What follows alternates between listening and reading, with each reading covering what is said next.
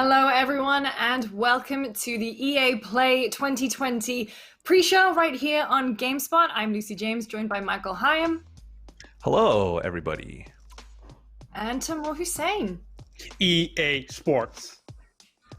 It's in the game. Capital E, capital A, capital Sports.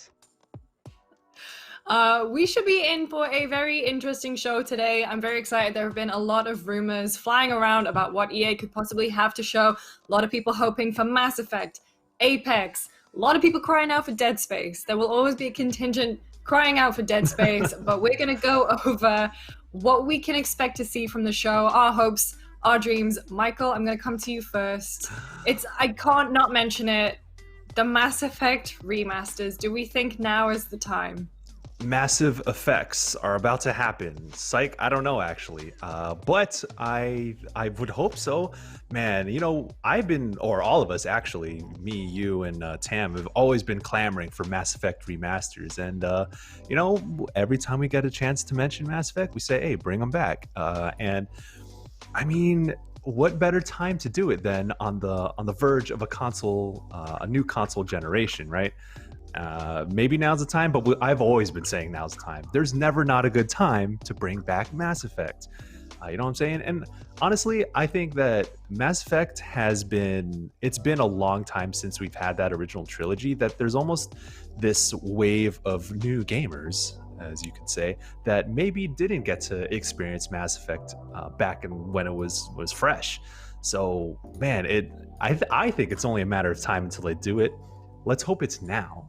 Also, if they could bring it to Switch, if BioWare could bring it to Switch, you know what I'm saying?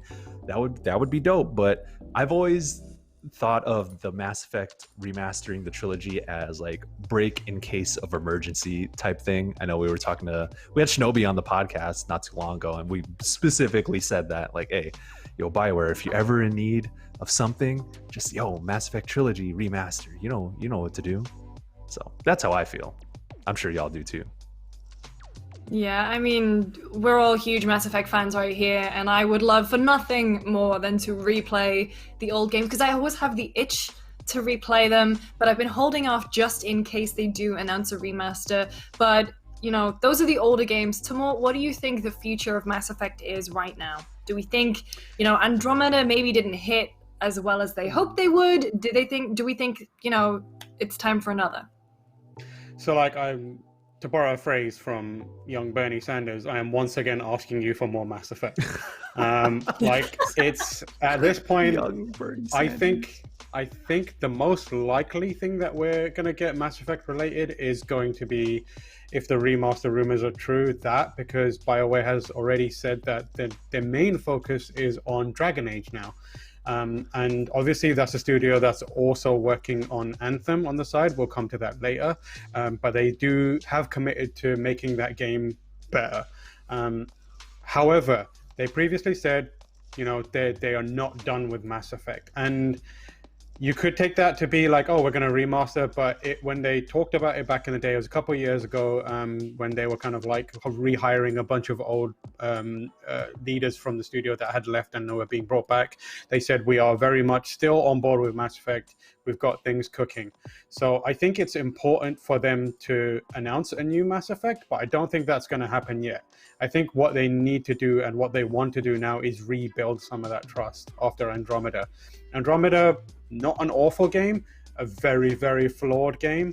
I think that the damage that they did with that is more sentiment, and I think what people need most right now is a reminder of why they love Mass Effect.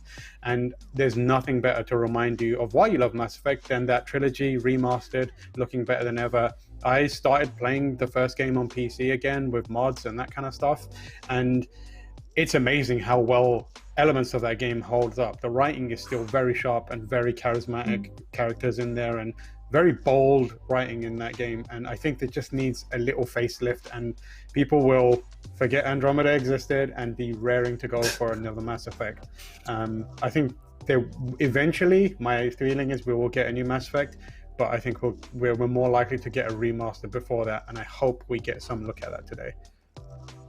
I do wonder if they do remaster Mass Effect, you know, the pie in the sky would be that it's all three games, one disc or one download, and they kind of, I don't know, take that gameplay and make it, because the jump between 1 and 2 especially is huge in terms of gameplay. I would love it if they just perhaps took the gameplay from 3, which I think was the strongest, and unify it across all 3 games. Michael, do we think that's, or do you think that's possible, or do you think they'll keep it classic? I think that if Mass Effect were to be remastered, I think that would have to be the case, because I still stand by saying Mass Effect 1 is still the best one. But I do recognize that it is date. Hey, listen, y'all can roast me afterwards. Whoa! That's big. That's a big. I'll say it's my favorite. I'll say it's my claim. favorite. Okay. But I think that if they were to usher the entire trilogy into a new era, you would definitely have to modernize a lot of the gameplay from 1. 2 still holds up. 3 still definitely holds up, of course. But yeah, I would expect that to come out of it. But if they were to do just like the 4K HD remasters, here's the games again, running on new consoles, running on new hardware, I would be fine with that. But I think that because I have an attachment to that. But if they're trying to reach out to a new audience, which I think they should, because if you haven't played Mass Effect, like I said earlier, still fire. But yeah, that gameplay in 1 could definitely use, of course you would have to tweak it a little bit because of the way the game encounters are set up, of course. But man, the mix of like cover shooter plus the biotics and the tech move set in there, oh my god, man, it's something really special. And yeah, they would definitely I would think that they would have to put in that work to make that remaster work well. And hey, listen, I want more Mako sequences, man. That's another thing y'all can roast me on later. Is I love the Mako scenes. No, Mako I scenes like from Mass Effect 1. I didn't hate the Mako. I didn't hate it, but it wasn't the strongest. Just hopping up and down constantly, just firing missiles, just hopping up and down. It's the lifeblood of the planet. You know what I'm saying? Yeah, you know what I'm saying. The live stream. What if? So, I mean, we mentioned Anthem briefly just there. I assume we might get some kind of update about what they're doing with Anthem. Wouldn't it be wild if they just like reskinned Anthem as Mass Effect Online, Mass Effect multiplayer, and then I don't know, because I'm if they did, we don't know anything. Like if they did do a remaster, would they bring back the multiplayer from 3? Because you needed that to get war assets. So Tam, true, yeah. What do you think the future's like for Anthem? I think that they've already committed to making it better. I think it's hard to talk about what the future is without some sort of insight into like the internal BioWare split on who's developing what. Anthem is not dead, but I do wonder how much they're going to put into it. I think that they'll get it to a state where it feels better. The fact that they've basically gone dark on it is probably a better sign than if they didn't and they were still kind of like pumping out smaller updates and being like, because every time they did that, it was like people were just straight up tearing them apart and being like, this is weak. So the fact that they've just kind of locked it off and backed away and are like, we're working on this thing. I feel like BioWare as a studio, the one thing they have going for them is they're very upfront about the mistakes that they've made. And they're very, like, they hold their hands up and they're like, we screwed this one up, we're going to step back and we're going to try and fix this. The last time this happened, we got Final Fantasy XIV Realm Reborn. If they can give us something like that, where they back away, they really think about what they're doing here, come back, and they give us a really like well done, reworked version of Anthem, I think the opportunity is there for it to win people over. And I think people want to be won over. That's the thing about BioWare. People want to love their games. And the kind of negative backlash is usually because they've not been given that opportunity to. So I think the future of Anthem, I won't say it's bright, but it has potential. I would hope that they do bring back Mass Effect's multiplayer mode. If only because Mass Effect 3's multiplayer mode was like well underrated, and you do need it for like the global readiness and all that, whatever it's called, galaxy readiness stuff. But it'd be interesting to see whether Anthem has any presence at this specific EA Play event. I kind of feel like maybe not, just because they've been very quiet about it, and it doesn't feel like they have had enough time to do anything substantial with it. And when they do show it off, they want it to be a big, comprehensive, like, we're not going to do this in phases. This whole thing is basically a new game now. Well, let's move on then to something that we do know BioWare is working on, and that is a brand new Dragon Age. So that was revealed, Game Awards. 2 years ago, I believe, with a little cheeky trailer. Dragon Age Inquisition, the DLC, the Trespasser DLC, ended on a cliffhanger. I'm not going to spoil it here, but it definitely had a path that it was going to follow. That was, 2014? It's been a long time. They have said that they're working on it. Mark Dara, who is, I believe, executive producer on the franchise, he's known for tweeting out, getting people's hopes up. He's been tweeting in ye old English today, and he said, "Oh, I don't know why. Maybe it's just because." Michael, do we think is it time? It's time. It's time to show something. It might not be gameplay. It might not be release date, or probably definitely won't be release date. But maybe another teaser trailer, maybe a few more details, or maybe a casual update on the state of Dragon Age 4, because like you said, it's been 2 years at this point since it was kind of more or less confirmed that it's being worked on. So now, like I said, now would be the time. But in terms of, I don't have my expectations set high as to like be blown away by something, but I think this is a big deal, man. And like you said, BioWare has Anthem, Mass Effect, and Dragon Age.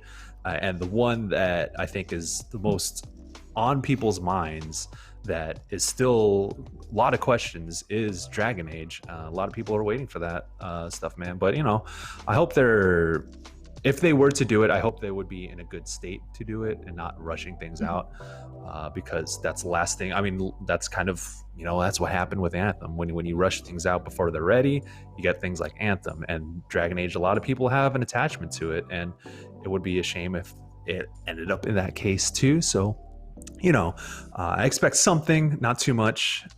Just give us a little bit of serotonin, when it comes to Dragon Age. Serotonin? Did you really just do that? I'm so proud of you. I'm so proud to know you. I know science, man. All right. Well, no, also because the character Sarah. I thought that's what the pun you were going for. Yeah, that too. I play Dragon Age, trust me. All right. Let's move on to another studio who we know will have a presence today. We're going to see something from Respawn. They were tweeting, take a look at the future of Apex. We all play Apex quite a lot. We played with the actual voice actors last week as part of our Play for All. A lot of fun. So we're in the middle of a kind of relatively new season. I'm interested to know, we just had Loba launch. Is it too soon to reveal another legend, Tam? I don't think so. And to borrow a phrase from young Bernie Sanders, I'm once again asking for a new legend. So, Loba was great. I like her, but I think it's weird because she plays a lot like Sombra in Overwatch, and because of that, I haven't really stuck with her. Mechanically, she's not giving me anything new to think about.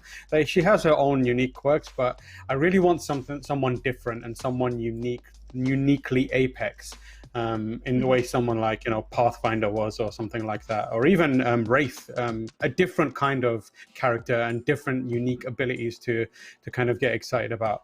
I'd also really like for them to kind of double down on story a bit more. We've had drip feeds of it.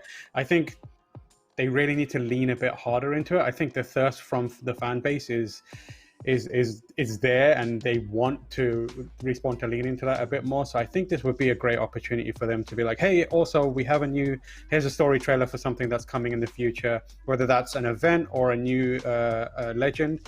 Obviously I want a legend, but if it's just like a small event or something like that, I'll take that too.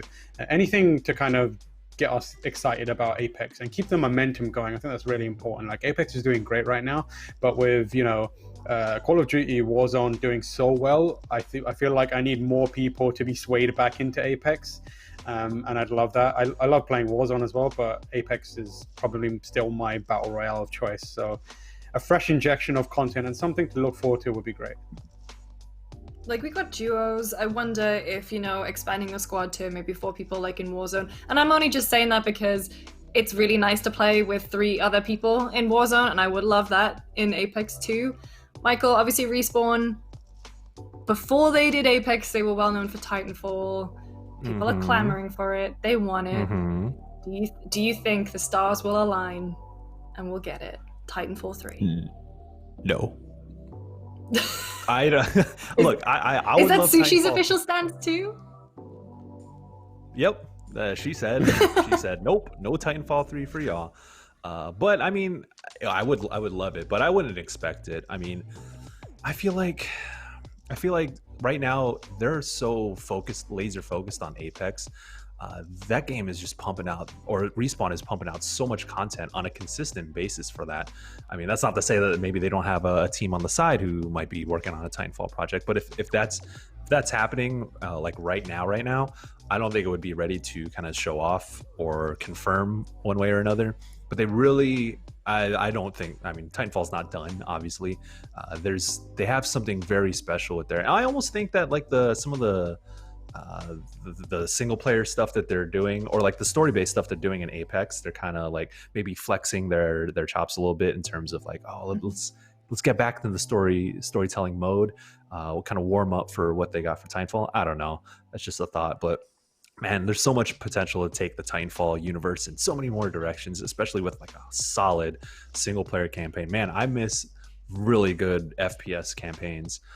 And Titanfall 2 knocked that out of the park, so they definitely have stuff to work with there. But I don't know if it's time for that. I know that they have that Medal of Honor. I was going to say Metal Gear, that Medal of Honor VR game that they're still working on. So maybe we'll see that first before we see anything on Titanfall 3. Tam, what do you think? I think I want to borrow a page from a friend of the show, Greg Miller's playbook, and make the thing that we want.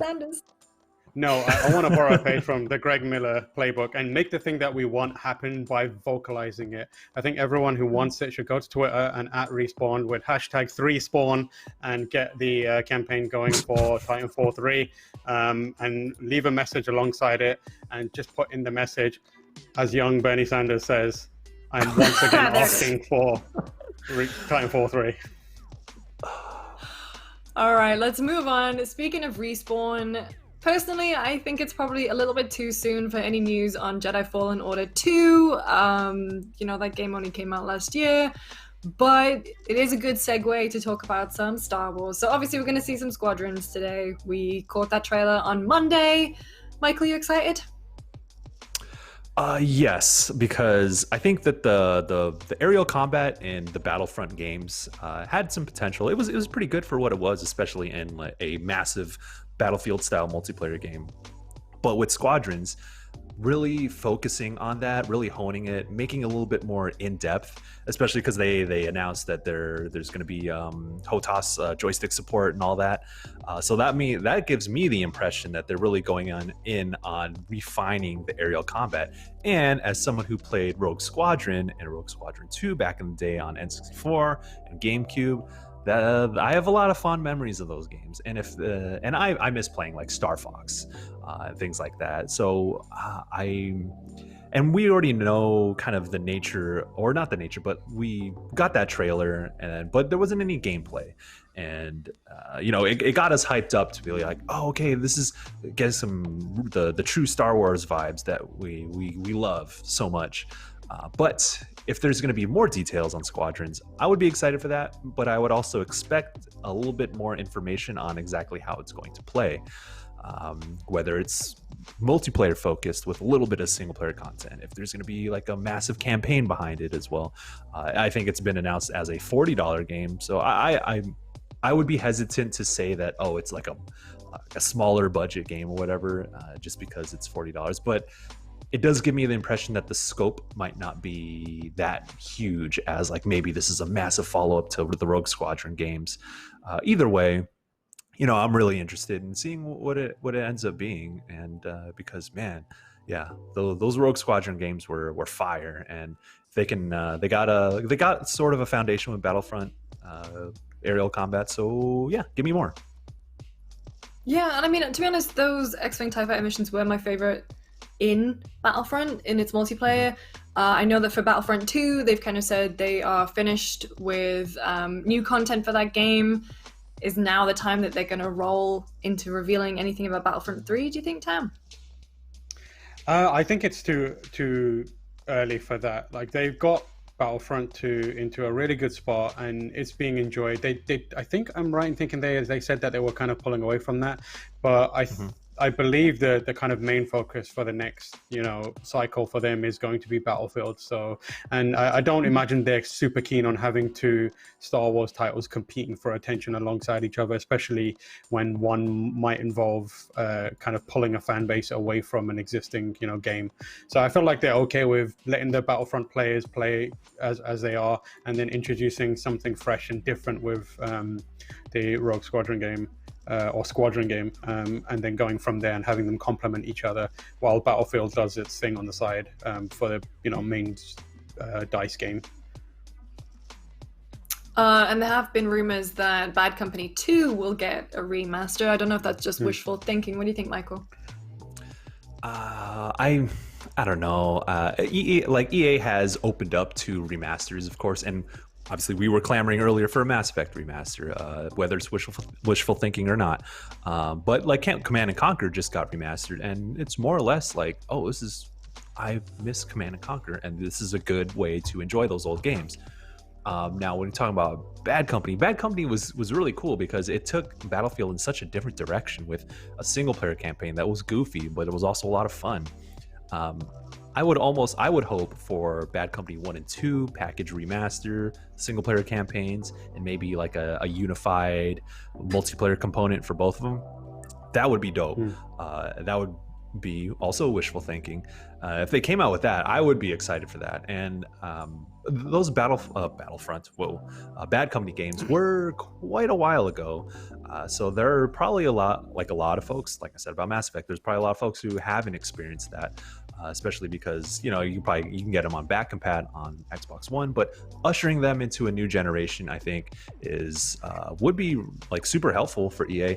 And I don't want to be that guy to just like call for all these remasters. Of course, we want to see new stuff, but the thing about Battlefield as a series is that I feel a little exhausted by it, and I've been playing Battlefield since 1942, not the year. Not since the year 1942. I was going to say, what's your skincare routine? Oh, man, I'm looking nice. Asian don't raisin. But, I've been playing Battlefield since Battlefield 1942. I'll say that.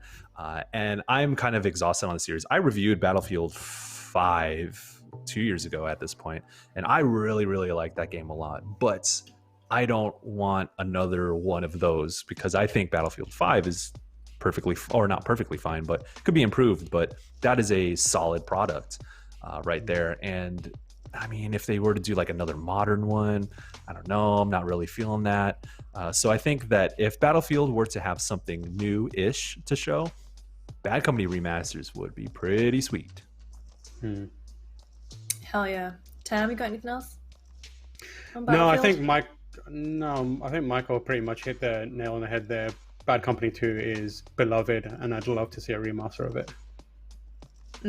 All right, let's move on. PopCap. So, I love PopCap games. I think Peggle is one of the best games ever made, and I'm still really annoyed that it doesn't work on iPhone anymore, so I'm going to use this opportunity to say, EA, what the hell? I paid for that app years ago. You can't just leave it in the past so that you can do your damn microtransaction-filled Peggle Blast, which is rubbish. I'm just going to say that. I would love to see Peggle 3. I would love to see Peggle have a better, there are so many ripoffs now on the App Store. I would love to see just Peggle return to the iPhone because it is the perfect commute game. Not that anyone has a commute anymore, but I'm just saying. Do we think Peggle or maybe even Plants vs. Zombies? Tam? I would just want to stand by what you said there and 100% agree with your kind of assertion that we need Peggle. We absolutely do need Peggle, and I appreciate that you took the time and used your platform to stand up for our fellow Peggle fans. And in the spirit of that, I'm going to do the same and borrow a phrase from young Bernie Sanders doing a kickflip alone in an empty parking lot and say, I'm once again asking for Skate 4. Please give us Skate 4. There it is. Wow. Oh my God. Yeah, give us Peggle. Give us Skate. Yeah, Michael, Skate, do you think it's actually going to happen? Oh, No. I just feel so bad for whoever has to man EA's Twitter account, because every time they tweet any announcement, their replies are just spammed with Skate 4, Skate 4, Skate 4. Listen, if y'all gonna be following this EA play that's coming up soon, expect the Skate 4 hashtags to go wild, man. Look, THPS 1 and 2, Tonic Pro Skater 1 and 2 is getting a remaster real soon. You can't just leave. The Skater XL is coming out soon, and that looks pretty dope. Skate 4, man, now's the time to strike. Come on, man. We've been asking for this for so long. It's been 10 years since Skate 3? Bro, come on. New generation, like I said, bring it back, because the new generation want to skate out there, man. I love like skateboarding, like that. Tony Hawk's Pro Skater influenced me tremendously. I talked about this at length, but man, reinvigorate the skating spirit with Skate 4, please. Please. All right, we got about 4 minutes until the showcase. We know that, so Joseph Fares, who works on Brothers, A Tale of Two Sons, and A Way Out, you might know him as the swearing at the Academy Awards guy. He tweeted that you should be looking out for his next game at EA Play. I'm very interested if it's going to be like another co-op game. How much do you think? Yeah, I think it's interesting because like he likes to try and mix it up and do different things with his studio. So I expect that it will be something different from, another Way Out or, another Brothers. Then again, like the co-op element is also what he's known for. So maybe it will be something stylistically and subject matter very different, but with that seed of co-op. I think that's really, really what he's trying to make a mark with his name, around that style of game. So I hope so. I hope that we see something that's a little more kind of unexpected. I'd love to see like a sci-fi thing from him and his studio now that has like a co-op element to it. Definitely. Michael, what do you expect? From Joseph Fares? More swearing at the Oscars. Put him on stage. Let him swear at whoever. Yeah, I think they're gonna let him go wild. That would be what we want. But man, that dude was wild at the Video Game Awards, man. I respect it though. You know what I'm saying? Like a lot of people might have their takes about it. You might feel some type of way about what he did, but I respect the energy. I respect the sentiment. And I respect his games. I think, like Tam said, he's willing to, or him in his studio, I think Hazelight is what it's called. They're willing to do something new. And A Way Out had a lot of potential. I don't think it really nailed everything it was trying to go for, but it was like to sit down with someone and figure that game out, even online. I think the online co-op component to that was really key. And thematically, like Tam said, I expect him to do something completely different because there's almost like no connection in terms of tone and style between Brothers and A Way Out. But yeah, I would love another co-op game, especially in these times, man. I want to play a co-op game with somebody. So Joseph, where are you at, man? Tam? Yeah, I really want a co-op game, and in kind of like the spirit of trying to get a new co-op game, like to borrow a phrase from young Bernie Sanders, taking his mixtape to a record label and begging for a deal. I'm once again asking EA for a new Def Jam game because let us have. Bro, you're wasting that franchise. Give it to us. Bernie's got a mixtape. Put them in SoundCloud rappers versus OGs. I'll write it for you if you want. I've got it all selected. EA, hit me up. Give us the Def Jam. You can't use this platform to ask for a job making the next Def Jam game, man. And if you do get it, hey, put in a good word for me. Don't worry, I got you. Let's go. Look, if I'm gonna use it to ask for Peggle back on the App Store, like that's 99p because that's how long ago I bought it. That's I'm always going to be thinking about it. Yeah. We're going to use this platform responsibly. We've got a few minutes. Apparently EA starts at 4:02, so we got 3 or so minutes. Okay. Do we talk about Dead Space? Do we dare?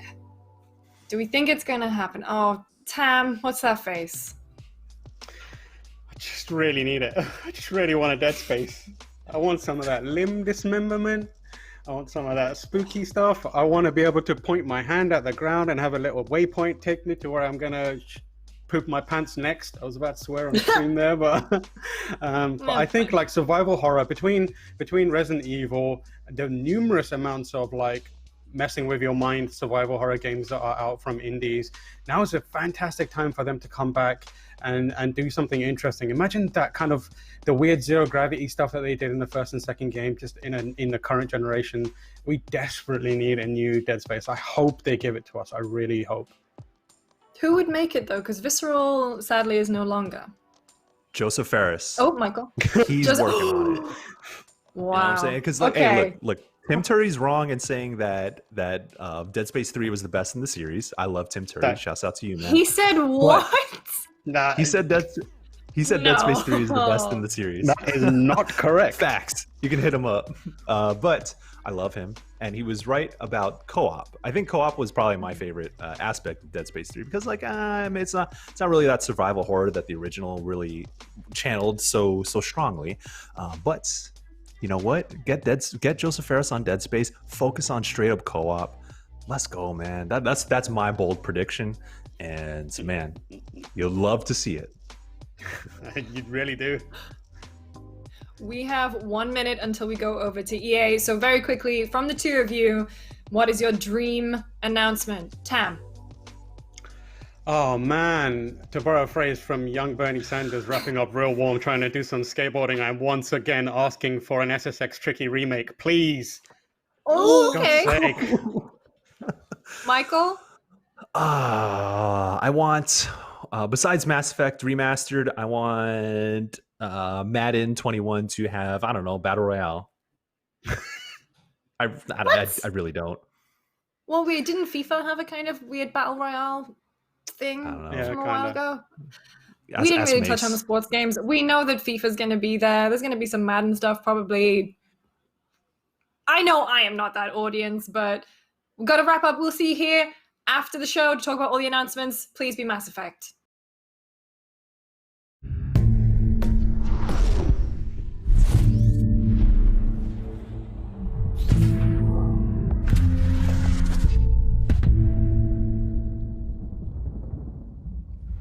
Hello and welcome everyone to EA Play 2020. We're happy that you're joining us today.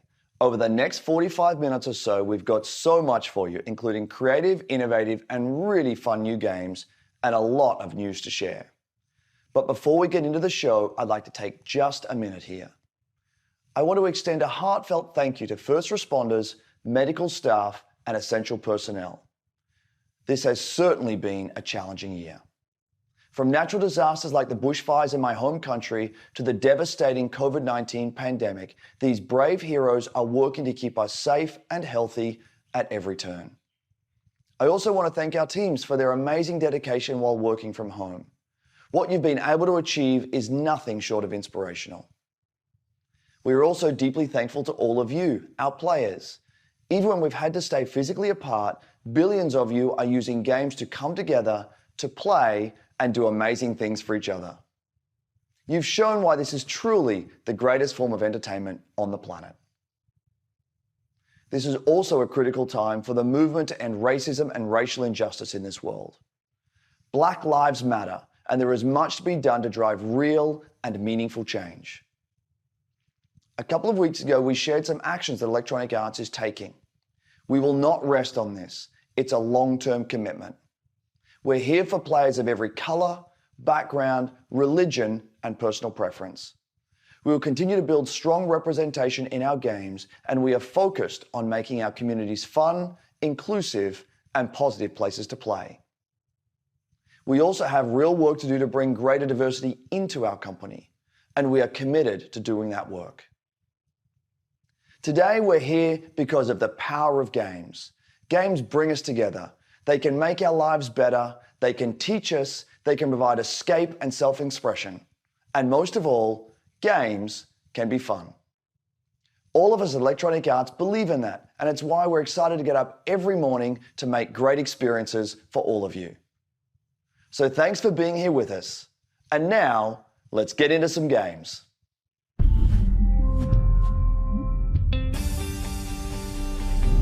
What's up, everybody? I'm Greg Miller, and welcome to EA Play. We had an incredible show in LA planned for you. Huge stage, massive setup, these giant monitors. I was gonna fly in on an X-Wing. I was gonna land the X-Wing on stage. I was gonna set off a bunch of fireworks. Then what? T-shirt cannon, bam, shooting out game consoles. Then Carol Baskin, some tigers. That last part was all me. Then, because of circumstances beyond our control, we had to come up with something a little different. Instead of LA, I'm in my hometown of San Francisco, but we still have the tigers. What's that, James? No tigers. So you lied. Oh, all right. I'm being told there are no tigers, but whatever. We're still gonna bring you the EA play you know and love. Huge surprises, big announcements, incredible reveals, and never before seen gameplay. Coming up over the next hour, we've got game reveals galore, world premiere trailers of new titles, some old favorites making a comeback, a look at a new way Star Wars fans can live out their greatest fantasies this year, plus a sneak peek at the future. Oh, and pay close attention because today you could win one of thousands of Steam codes for more than a dozen great EA games on Steam. Throughout the show, keep an eye out for discreetly placed golden letters. Write them down as they appear, and at the end of the show, we'll tell you where you can enter that secret code for a chance to win free games on Steam. So don't go anywhere. Who am I kidding? None of us can leave our houses. But enough talking. Let's see some games. Up first, we're headed to the Outlands. That's right, it's Apex Legends time. Anyone want to take me out?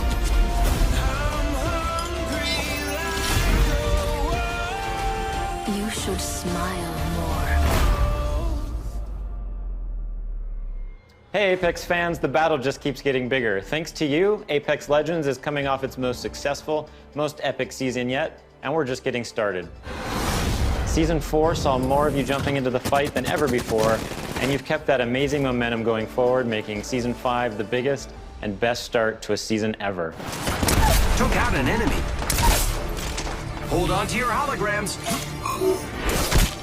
We hope you've been enjoying Season 5, Fortune's Favor, which has seen the introduction of our latest legend, Loba, a major map change to Kings Canyon, rest in peace, Skulltown, an all-new ranked series, and a ton of quality of life updates. But it's about to get even better. Today, I'm here to tell you about what's coming next to Season 5 with our latest collection event, Lost Treasures. Take a look. I might bury you here. No one will ever know. You'll just be gone.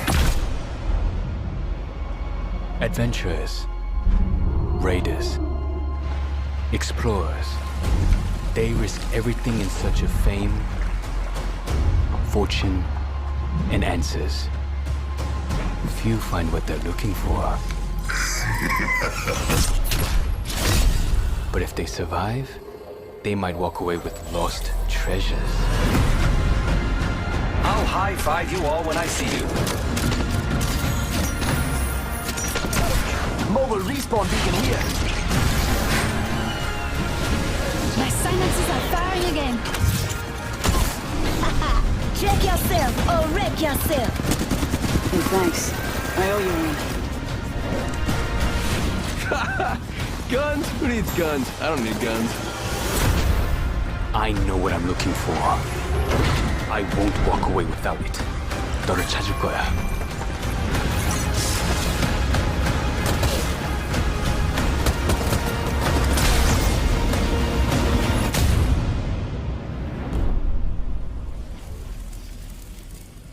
T, it's me. Be careful. He's watching you.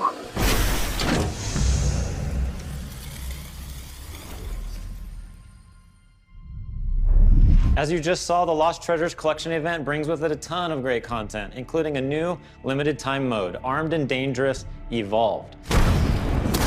It's the return of a fan favorite, snipers and shotties only, but with a twist. Sending out my decoy. All armor is Evo armor, and we're removing all of the respawn beacons across the entire map. Don't worry though, you'll still be able to bring back your teammates with the help of a new item, the mobile respawn beacon. You'll have one of these in your inventory at the start of each match, giving you the power to choose when, and more importantly, where you bring your teammates back into the battle. Lost Treasures also introduces a new town takeover, Crypto's Map Room, which gives players a closer look at what motivates this drone-wielding hacker. And of course, the Lost Treasures collection delivers a bunch of exclusive content you can earn by completing challenges, as well as all new event-exclusive cosmetic items and the introduction of your boy Mirage's heirloom, which is fittingly a trophy of himself. Excited to see you all in the ring. Don't worry, there's plenty of me's to go around. And the best part is you don't have to wait that long. Lost Treasures drops on Tuesday, June 23rd. And that's not all, Apex fans. The battle is expanding. That's right, this fall we're bringing Apex Legends to Steam. And I know you're hoping, wondering, praying, so before you ask, yeah, crossplay is coming to Apex this fall. It's been one of the biggest requests we get, and we're thrilled to finally deliver it to our fans. What am I forgetting? Oh yeah, one last thing, let's make it official. We're huge fans of Nintendo here at Respawn, and we are incredibly excited to be bringing Apex Legends to the Switch this fall. And we'll share more details in the months ahead. So that means you'll be able to squad up no matter where you and your friends prefer to play, Xbox, PlayStation, Switch, or on the PC via Origin and Steam. We're throwing out a lifeline and healing the divide between the platforms. On behalf of the entire Apex team, we want to thank our incredible community. Your passion for the game is truly inspiring. We look forward to seeing you all in the arena. And don't forget, check out Lost Treasures on June 23rd. Woo! Oh man, that was amazing. I think I'm hyperbolating. I think I'm hypervent. I've had a really good time here.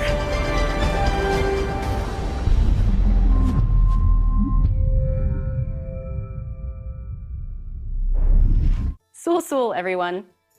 One thing I admire about Apex Legends is its commitment to having such a diverse range of characters.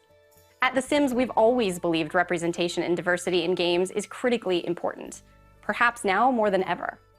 It's difficult to put into words just how meaningful it can be to see yourself reflected in the games you play. So, here to tell you in their own words are a few members of our Sims community. It's a very interesting thing to explain.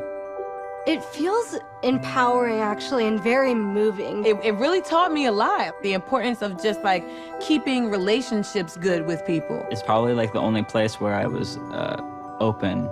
They get to see my personality first before seeing my disability, I guess you could say. I found myself to be the only black child in my school. I was discriminated, I was bullied. My skin tone, my height, and my teeth. First realized that I was trans, and I was like praying to God to undo it. I have this world where I can express myself and be myself. Where I come from, who I am, the color of my skin, you know, who I'm attracted to, let any of that get in the way. It was no barriers. No matter where I was or what I was going through, I had my safe place. This is plausible. This is a future you can have. It was almost like I was peeking into the future, and I didn't know it at the time, but it gave me hope. It gave me a sense of hope that I could build a life that looked like that. The Sims is almost like a utopia of what I hope our world eventually becomes. As I got more comfortable with my character in the game, I got more comfortable with myself. I play to build me. I play to express myself. I play to make a difference. I play to feel good about myself. I play to have confidence. Fun. To have me time. Fuel my creativity. It's more than just a game. It's creating your life.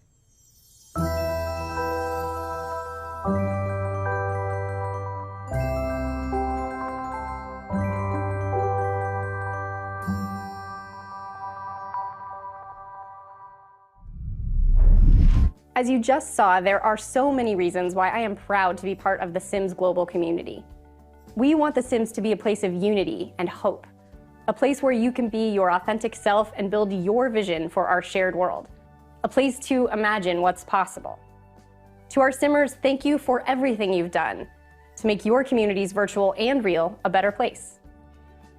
Now, I know some of you tuned in hoping for some Sims news, and we'll have plenty to share as the summer goes on, but we do have one announcement for you. We'll be welcoming players on a whole new platform as The Sims 4 arrives on Steam today. Take a look.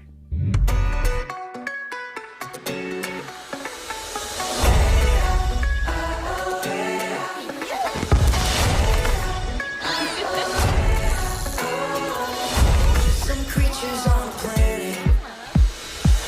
There's some footprints on the moon. Every particle connected. Every universe in blue.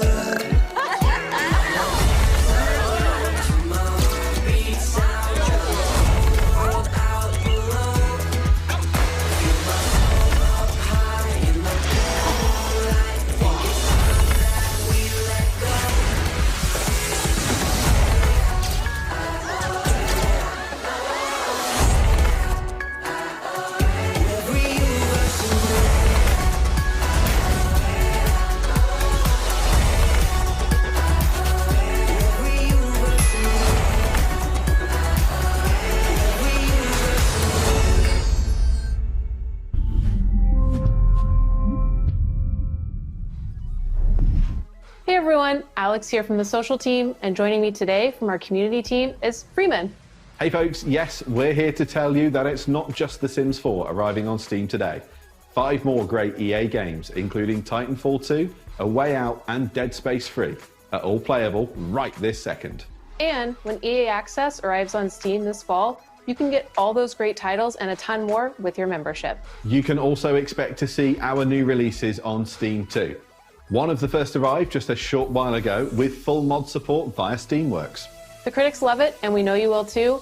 This is Command & Conquer Remastered.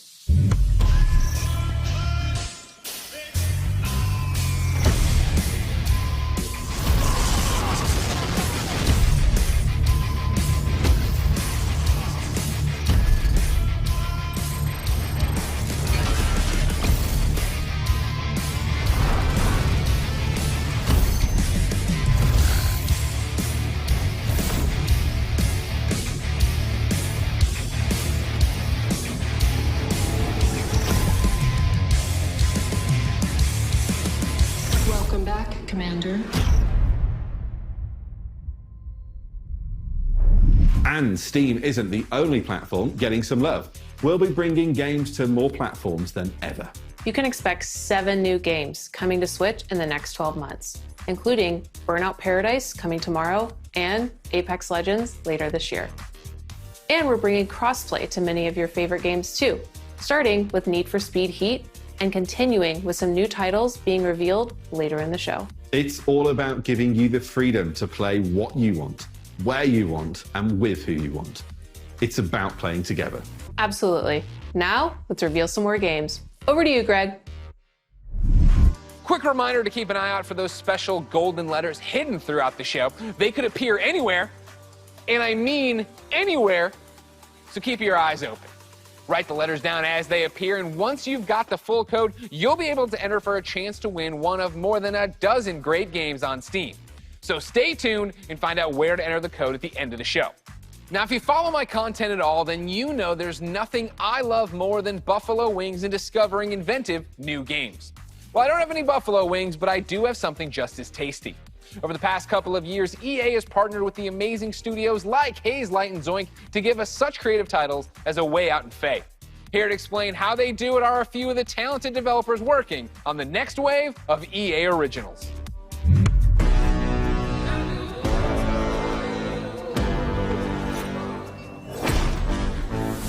Sometimes you just have this great idea of a game, but it can be really hard to do it on your own.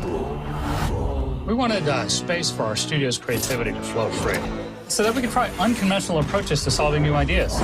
There are times where you've got to break past your own sort of mental blocks, even if that meant building a whole new kind of game engine.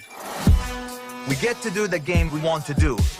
Nothing, and I mean nothing, comes into the game if it doesn't follow the vision. We can really push our ideas further and bigger than we first imagined. Let's find that magic.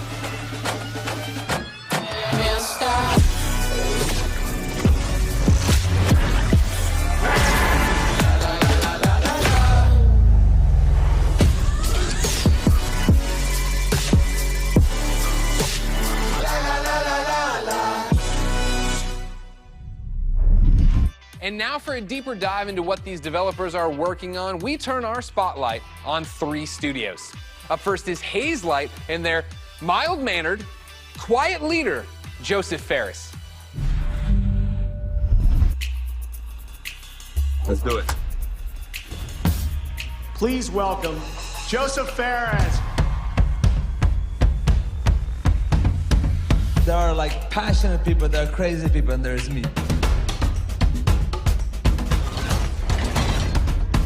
Okay, can you swear here? Can you swear? Okay. The Oscars, you know? The Oscars! You! No apologies there. Yeah, I know I'm cocky. I can't help it, man. I was born in Beirut, 1977. I lived there 10 years. There was civil war, and there was a lot of bad stuff happening there. We tried to move 5 times to Sweden. The 5th time they let us in. And that's lucky for Sweden, because I've given Sweden a lot, you know.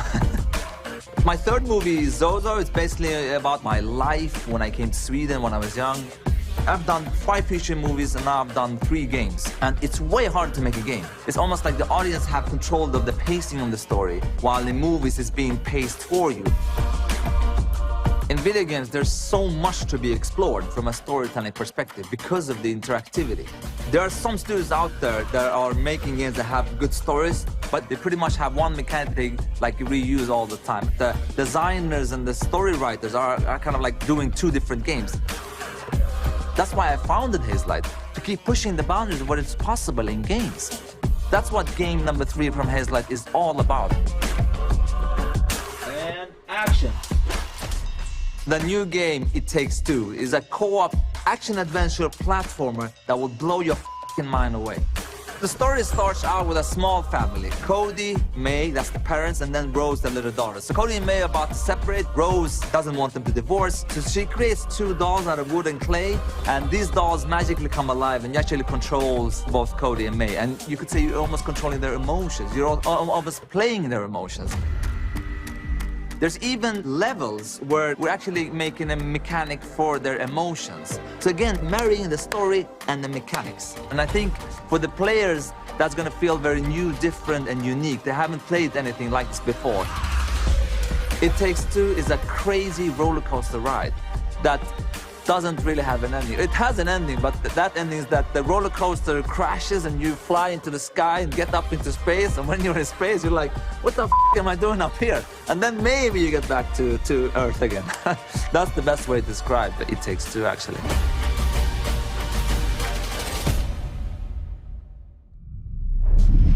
Wow, that was the best way to describe it. All right, Joseph, we love you so much. Thank you. Keep it up over there. The Oscars.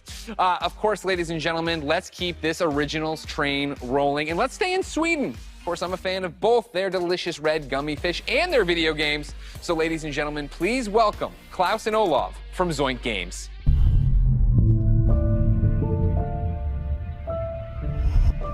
Thanks, Greg. Welcome to Gothenburg and, well, my home. Unfortunately, I didn't bring you any Swedish fish, but we do have some exciting news for you about our latest game. At Zoink, we've always been driven by love of rich visual storytelling and creating strange worlds that people can escape to. The weirder, the better, and I think my friend Olav would agree. Yeah, absolutely. And for our next game, though, we wanted to try something a little darker, something out of a gothic fairy tale. What started with a mood and some paintings grew into this eerie, strange world that feels like something out of a beautiful, twisted dream. And that's the world of Random. Lost and Random is the story of Even, a little girl with a big heart and an even bigger temper. After a horrible event that changes her life, she embarks on a dangerous journey through the world of Random. But fortunately, she's not alone. Just like I have Olav, Even also has a crazy little weird friend thing with her. Along her journey, Even discovers Dicey, a playful, loyal, almost puppy-like dice companion that gives her the power to really change things in the kingdom of Random. Despite the name, in Even's world, randomness is feared, and a dark force controls every aspect of life, from where you live to how you act or what your favorite color is. It's a coming-of-age story set against the backdrop of a mysterious world, but it holds a modern message that's really relevant to our world right now. I think we can all relate to the desire to try and control the chaos around us. With Dicey's help, though, Even learns the power in doing just the opposite. Embrace the randomness, accept the uncertainties in life, and you'll be surprised how far it takes you. Imagine if you could change the course of life with the roll of a dice. What would you do? Play it safe or trust in yourself and take a chance. We can't wait for you to play and find out. We're still a long ways from launch, but we hope you will join Even and Dicey on their journey next year. Until then, please enjoy this first look at Lost in Random. Welcome to Random.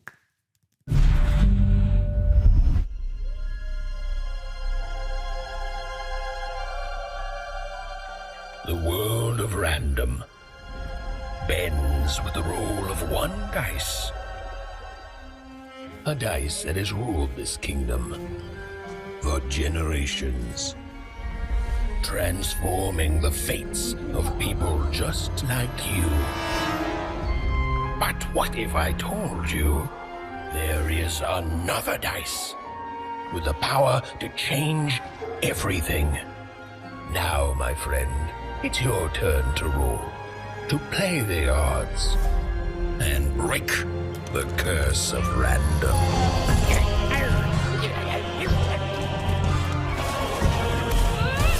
Well. You can't have the sweet without the sour.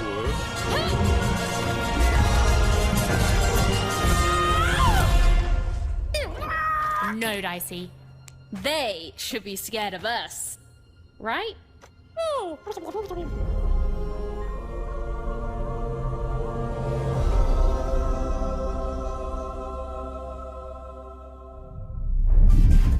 Really cool. That's a look at Lost in Random in man. Embracing randomness. I feel like I live that every day of my life. Ah! Did you know I was gonna do that? You didn't know that. Dicey's my spirit animal. The game's out next year. But for something that's blasting off a whole lot sooner, take it away, Kevin Franklin. At Final Strike Games, our team of experienced industry veterans have worked on incredible multiplayer franchises. We are passionately focused on making great multiplayer games. That's why I am incredibly excited to announce that we have partnered with the talented team at EA to release our first ever title, Rocket Arena. As you'll see, we stay loyal to the name of the game. It's a rockets-only shooter that allows players to get into the action quickly and stay in the fight. We wanted Rocket Arena to be an awesome, competitive experience to play with friends. I think you're gonna love what we've got in store for you. Here is the all-new trailer of Rocket Arena. Enjoy. Rockets away! Let's kick this into gear. The trophy will soon be mine.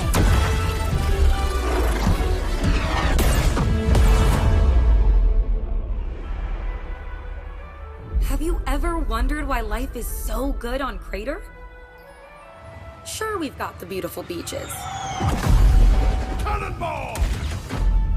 Quality public transportation. And exotic destinations. Another victory! The people are courteous and friendly. Jolly good for me. And always happy to help their fellow citizens. Are you leaving already? But the real reason life is so good? We've got rockets.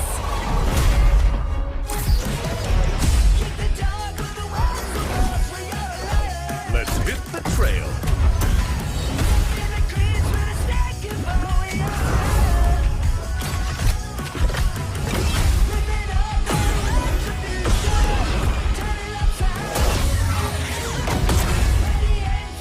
I hunger for battle.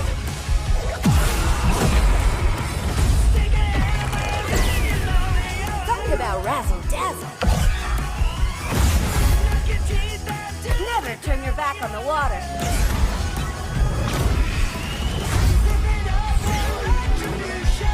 I got speed to spare. I'm here to rock it. I'm having a blast! Full speed ahead!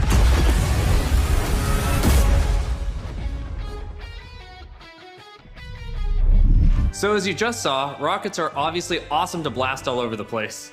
But in order to come out on top, there's a lot to master. You'll have a range of rocket-powered abilities to blast opponents out of the arena, and an arsenal of evasive moves. Rocket jump, rocket climb, and dodge to avoid getting knocked out yourself. Don't worry though, you're never out of the action for long. Even when you're out, you'll fly right back into the fray. You'll also be able to really customize your own unique look and playstyle. Each of the 10 heroes available at launch have their own rocket-powered abilities. And as you play, you'll discover items that allow you to further refine each of your heroes' playstyles. Plus, every character has 100 levels of progression that unlock new cosmetics and rewards.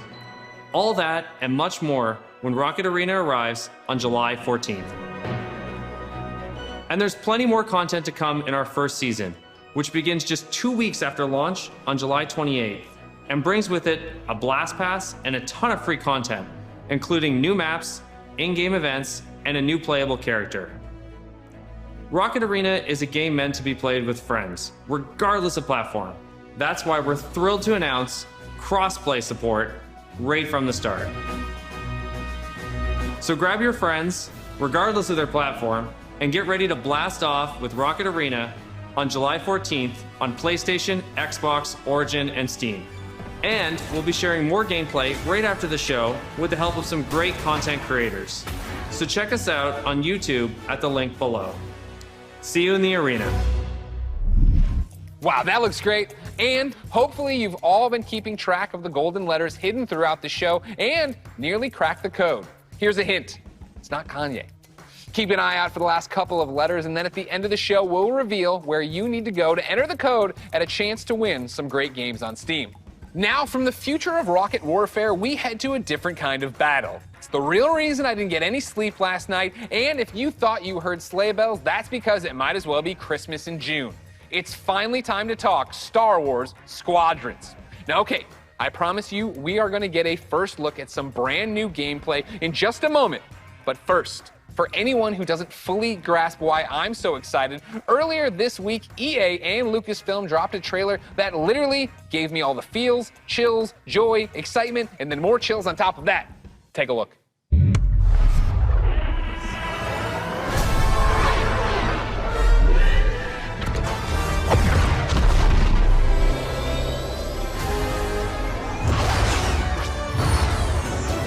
Seize that moment.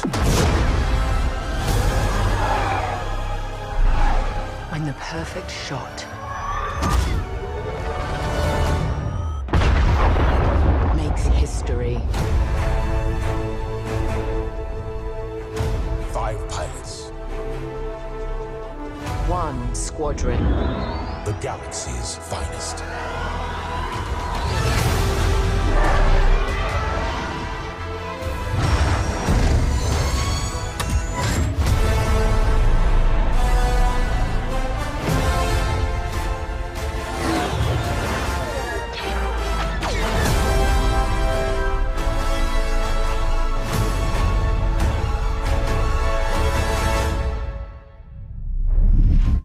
Wow, the 8-year-old in all of us is celebrating and excited. The 37-year-old man on this couch is excited. Ladies and gentlemen, for the second year in a row, I have the honor and privilege of helping introduce a new Star Wars title. And here, to put the hype in hyperdrive, is none other than Motive's creative director, Ian Frazier. Hello, Ian. Hey, Greg, how you doing?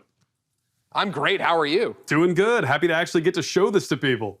I bet. Now, in my copious notes I have on you, I'm told you are quite the Star Wars fan and have been a long time. How long have you liked Star Wars? I've been a Star Wars fan for pretty much my whole life. I don't even remember the first time I saw the movies. And as a kid, there was a lot of different parts of Star Wars I loved. One of them was being a pilot, that idea of climbing into an X-Wing or a TIE fighter. So, you know, I played all the flight games in the 90s, and I got pretty obsessive about them. I'd pause, meticulously draw the insides of the cockpits and stuff. And actually, I dug up some of those drawings from my parents' attic over the holidays. We're showing them right now to the world. This strikes me as above and beyond the normal level of Star Wars fandom. I think at Motive, you'll find that quite a few people have that level of Star Wars fandom. When we started this project, I talked to a lot of people as they joined the team, and a lot of them had similar kinds of stories of things they'd done as kids. One of them even built a functional cockpit in his garage. Wow, that's fandom on another level. How do you guys go from being a fan, drawing what you see in the game, or building a cockpit in your garage, to actually making this game? Well, I think that fandom, just love of Star Wars, has provided a really good foundation for us. But on top of that, of course, the team at Motive got a lot of experience working with Star Wars when they worked on Battlefront 2. And when Battlefront 2 wrapped up, there was a really small group of us that were really into particularly the pilot experience within Star Wars, and we wanted to make something new, something that really went all in on that part of the fantasy. And so we did kind of a grassroots initiative, or started a little passion project, and that ramped up into eventually what is the game we're going to show you today. You talk about, your passion for this, your nostalgia for Star Wars flight games of the past. How do you honor that but make something brand new? It's been interesting. We're trying to kind of pull from that spiritual heritage of many different games in that time period. At the same time, we want to do something that feels fresh and new for fans today. And so what we've tried to look at is sort of the spiritual core of what I think are the best of the Star Wars flight games of the past. And what they did that I love is that they made that part of the universe real. The level of depth and detail that they show in the ships, the way that you control them, is something that I remember fondly from my childhood, and is something that we're trying to do very much with Squadrons. In real life, being a pilot is hard. It takes skill. And that's something that you'll see throughout the game. As you start off playing, it's pretty straightforward, fly around, shoot your lasers. But as you get deeper into it, you start learning how to divert energy from your lasers to your engines, how to shift your shields from the front to the back to cover your butt in a dogfight.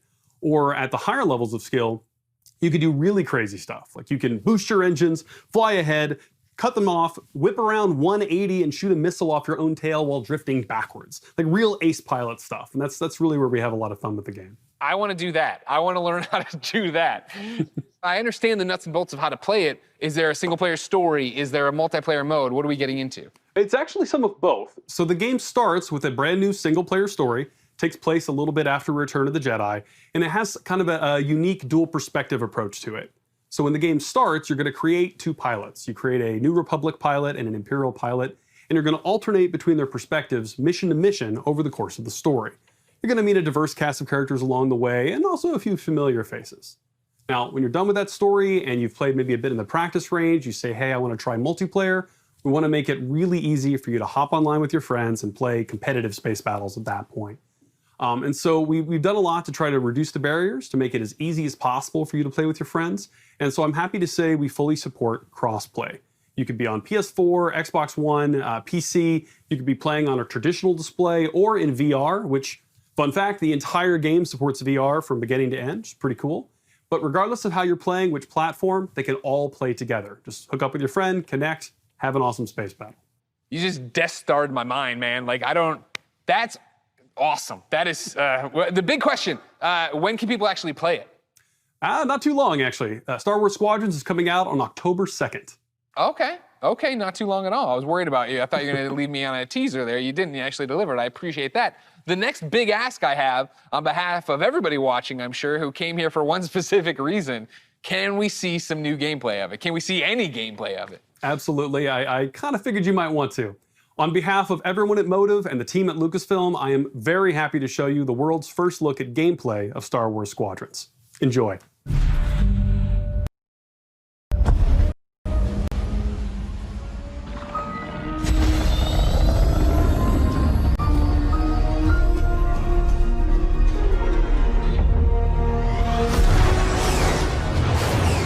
Death Star is gone, but the Imperial fleet is still a threat. Vanguard Squadron, let's make history. This is it, Titan Squadron. Everything we've done has led to this. Finish those Vanguard scum! This is Star Wars Squadrons. Earn your wings in a single-player story spanning 2 factions. All stations! Fire on that ship! And master multiplayer battles as a squadron of 5, with the option to play the entire game in VR. This is the definitive Star Wars pilot experience. Come on! You'll begin your career in a single-player story, Welcome to Titan Squadron. where you'll play as 2 combat pilots, flying for both the Empire and the New Republic. You'll experience this world through your cockpit. The instrumentation in front of you provides critical feedback about power management, targeting, and shields. With a squadron of diverse characters at your side, prove your skills on increasingly challenging missions. Hello, Vanguard. Welcome to the Nadiri dockyards. One of my spies has linked the attacks with the New Republic Starhawk project. The story of the two pilots you play Stick together. will shape the balance of power in the galaxy. Get ready! Let him have it.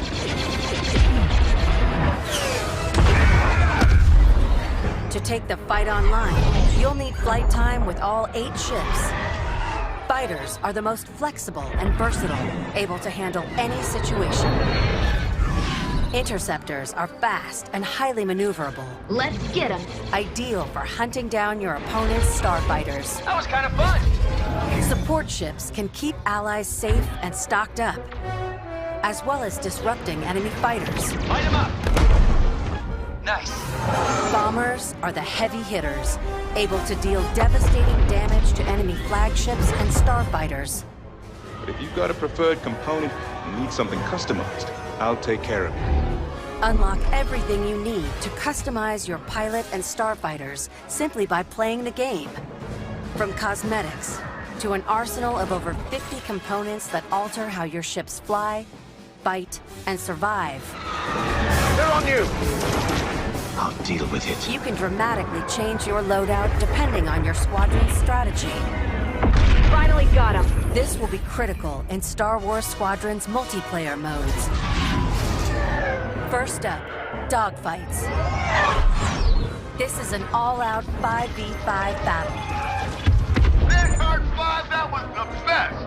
Fine-tune your loadouts to work as a team. Moving in on the enemy. Utilize components like tractor beams, turrets, and mines to slow down your opponents or set up your squad mates for the kill. Rebels unmarked. For teams looking for an even greater challenge, it's time to prove yourself in Star Wars Squadron's signature mode, Fleet Battles. Fleet Battles are multi-stage conflicts. Whether playing solo or with friends, you'll have the option to compete against other players or AI as a squadron of 5. Don't worry, I got him for you. Meet your team in the social hub to solidify strategy, coordinate loadouts, and prepare for takeoff. First, push the front line by winning the dogfight in the center of the map. Next, attack or defend 2 medium-sized capital ships. We've lost our capital ships. And finally, the ultimate goal. Target and destroy the subsystems of your opponent's massive flagship and take it down. Shields are disabled. At each phase, your squadron either pushes the line forward or falls back to defend. Keep our flagships safe. It's your squadron's choice of how to play. I'm hit! Speedy, unrelenting assaults. Stay together, strike quickly. Stealth and subversion. Jamming the enemy. Sensors can't spot you. Or brutal bombardment. That ship is vulnerable. Take your shot. We need to hurry. A unified squadron is the key to victory. Making my attack run now. Let's make this count.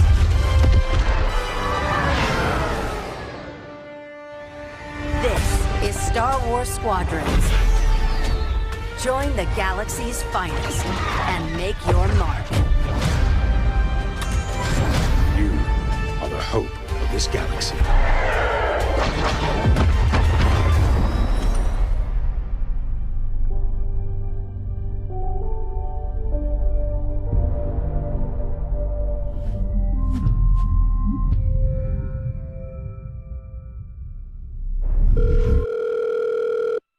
What's up, everyone? It's your boy Lamar Jackson. I'm excited to be a part of the EA Sports family and to be you guys' new man cover athlete. I can't wait to show you guys what we have in store for you this season. This is EA Sports, next level. You feel it all.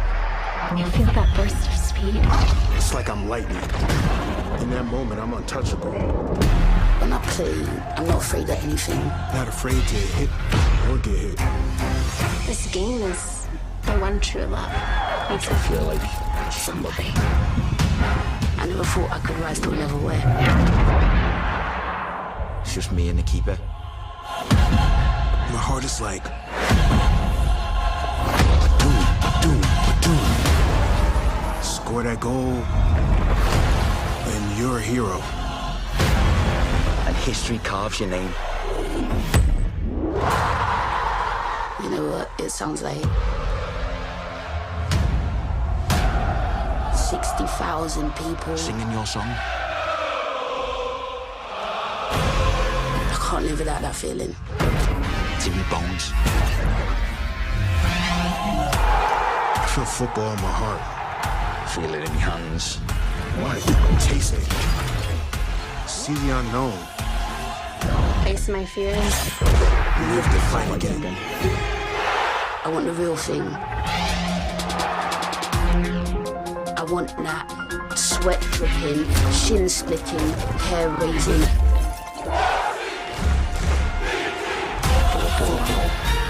I want to live in the floodlights. I want to feel it all. EA Sports. It's in the game.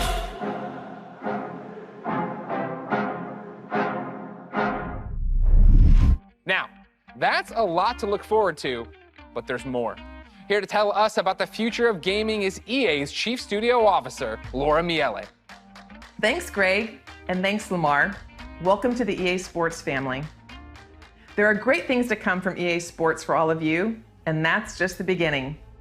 As you've seen throughout the show today, our electronic artists are working hard to bring you more of the games that you want to play. Games like Star Wars Squadrons, Apex Legends, and Command & Conquer. These games all exist because of you. Your voices are heard, and we are acting on your feedback. Now, we've talked a lot about all the exciting games you'll be playing this year, but our studios are working even further out, creating new experiences, new stories, new gameplay, all enabled by new console technology. And we're so excited about what's to come, we don't want to wait until next June to share what the teams are working on. Generation shifts are an opportunity to push beyond the boundaries of gaming as we know it today, and this time is no different. Our studios are taking their crazy ambitious ideas and making them real. Criterion is known for how their games feel. From superior physics to nuanced details of gameplay, this team hand curates the moment-to-moment experience. And with the new consoles this year, there will be a seamless immersion which will get you into the race in a matter of seconds. BioWare imagines and creates worlds where you become the hero of your own story. And we're using this next generation of technology to make those fantasy worlds your reality. For every console generation, DICE sets the bar for excellence in audio and visual presentation. We are creating epic battles at a scale and fidelity unlike anything you've experienced before. At Motive, we are working on a highly ambitious and innovative new game that puts the power and creativity in your hands. And it's an experience that would have been impossible without next-gen technology. This is just the beginning of the things we are working on, and there is so much more to come. The future of EA Studios is not just about new technology. It's about you, your voices, your ideas. We want to be where you come to play. We want to make games for everyone. So please keep giving us your feedback and let's build the future together. On behalf of all of our studios, thank you for joining us today. But before we sign off, there's just one more game we would love to share. Cousin Darren, over to you. Thank you. So the moment is here. We finally get to say, we're back, we're doing it. Skate's happening, we're rolling. We've secretly got together. It's the beginning. The skate evolution continues. We've been waiting years, honestly, to make the right game at the right time with the right idea, and really, really pleased to say that we're here. It is really early, but it takes a little while to find Cuz or wake him up.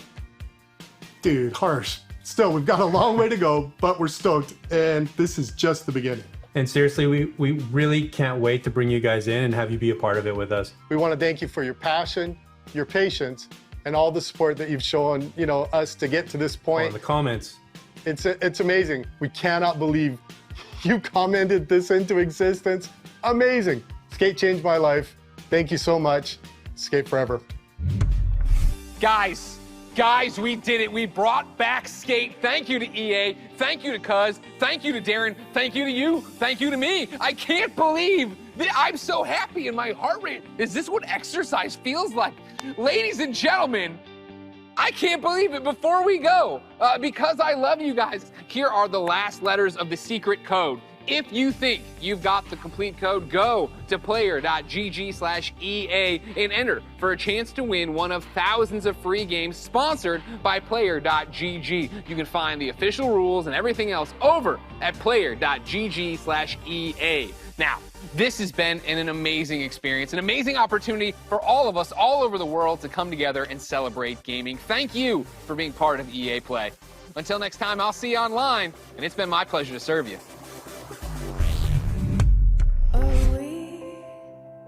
We see it all with wonder. We dream in every color, and we come alive. This is where our dreams begin. We are catching if we just wait.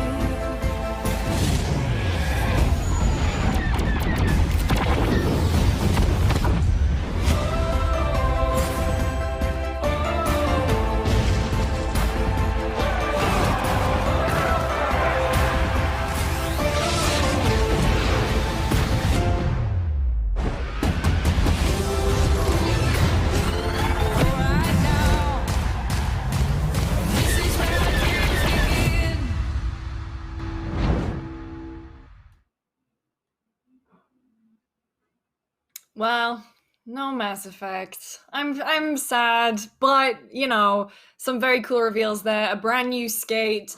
Crossplay seemed to be the word du jour. But let's go in depth and talk about EA Play. I'm Lucy, joined by Michael Hyam.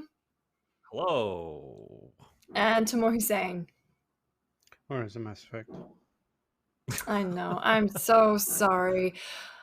We really wanted to see some Mass Effect. I think there was a little hint at Dragon Age, but let's go through the press conference and talk about the games that were shown off today. So, I mean, let's also talk a little bit about Andrew Wilson's comments at the beginning. I'm very glad that they addressed the Black Lives Matter movement, as well as, you know, their ongoing commitments to the EA workforce, as well as saying thank you to healthcare workers. I think that's very important for them to do up front. And Michael, what did you think?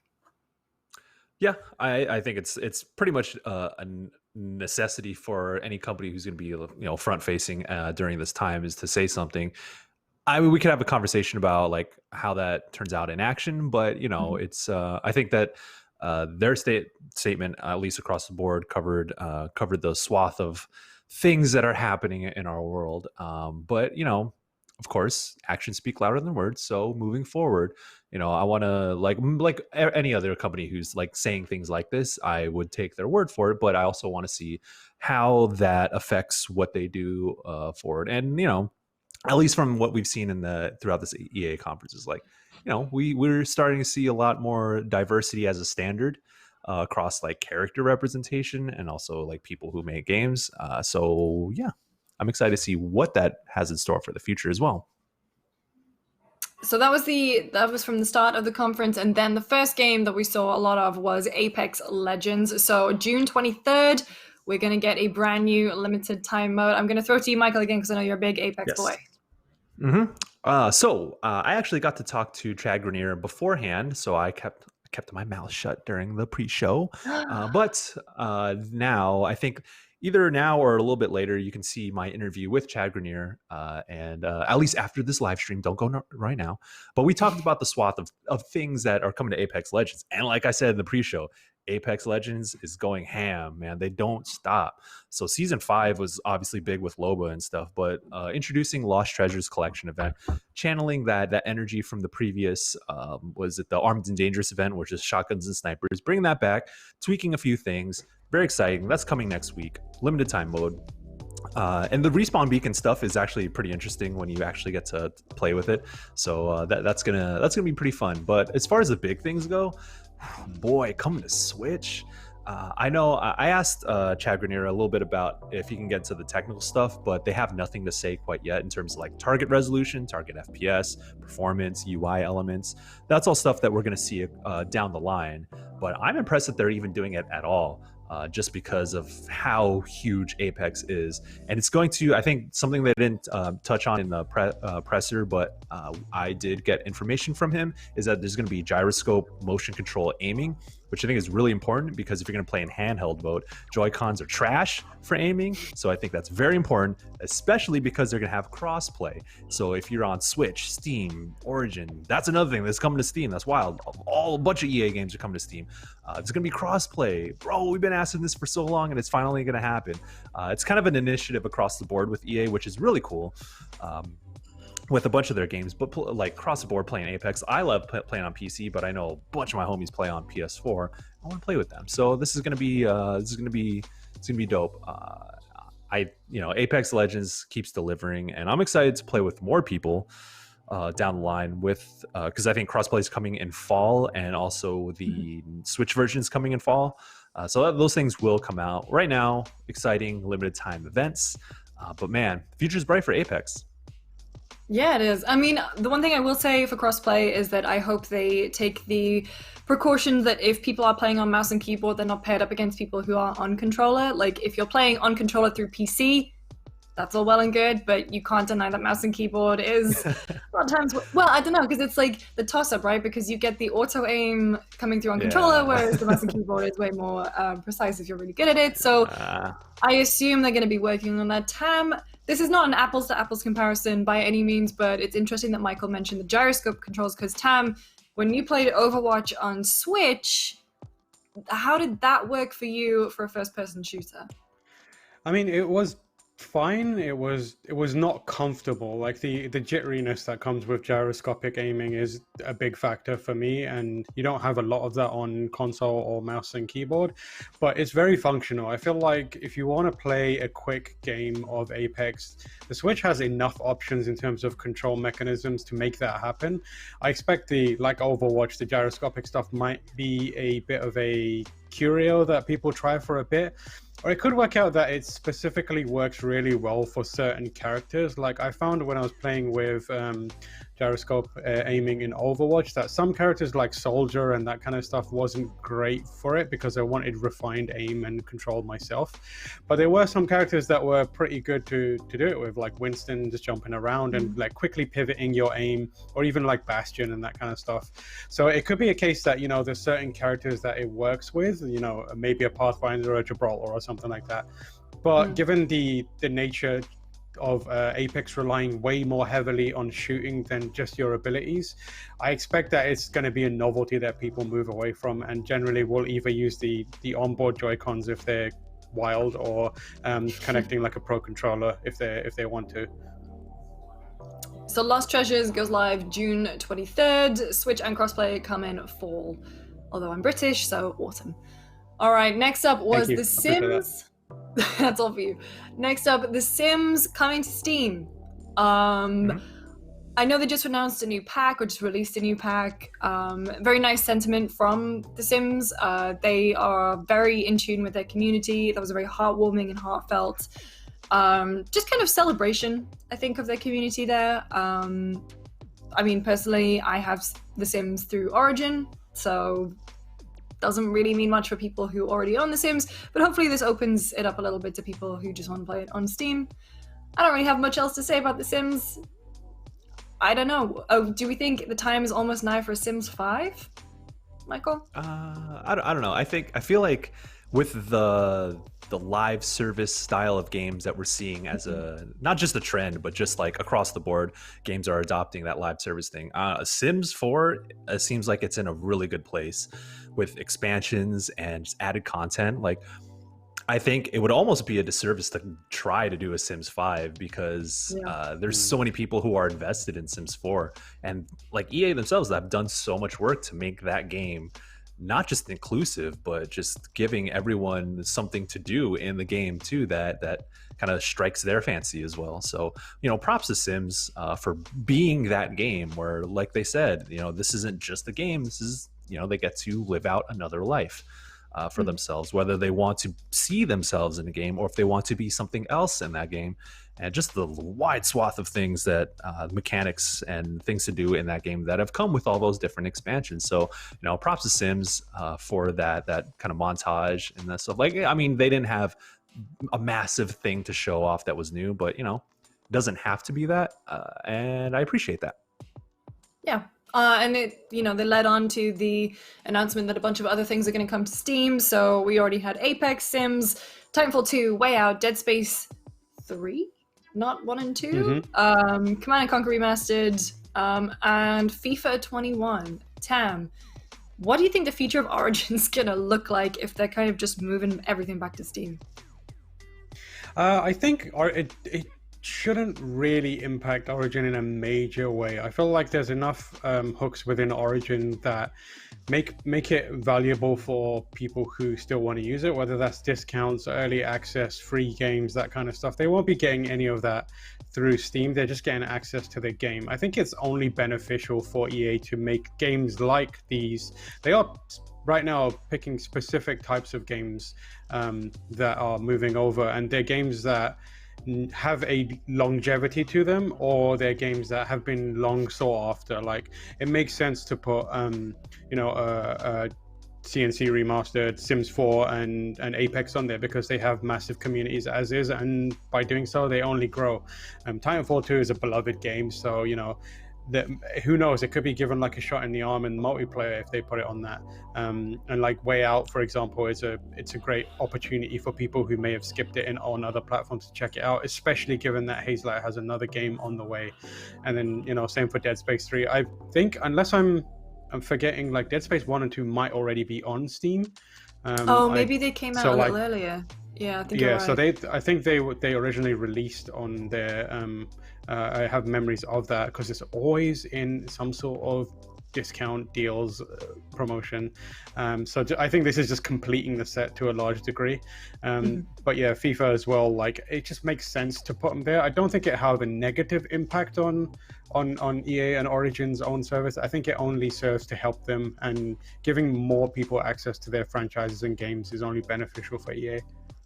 And I think as well, maybe it'll serve as a funnel to get more people to subscribe to the Vault EA access. So maybe that'll happen. We'll see an uptick there. You mentioned Way Out there, so we also saw a bunch of EA originals.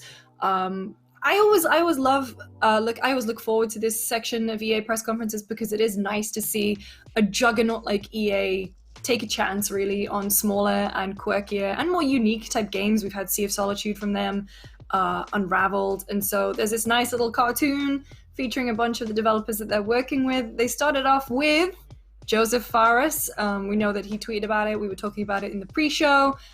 So his new game from Hazelight is It Takes Two. Baby. To make a thing go right.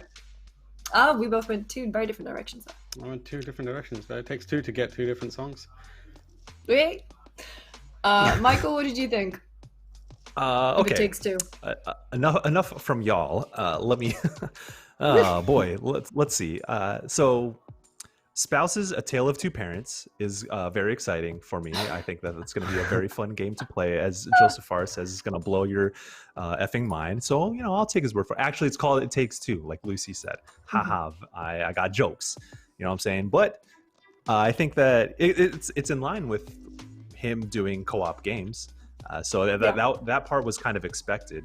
Now, it's funny because Joseph Fares is so full of himself. I love it. I love how much he loves himself.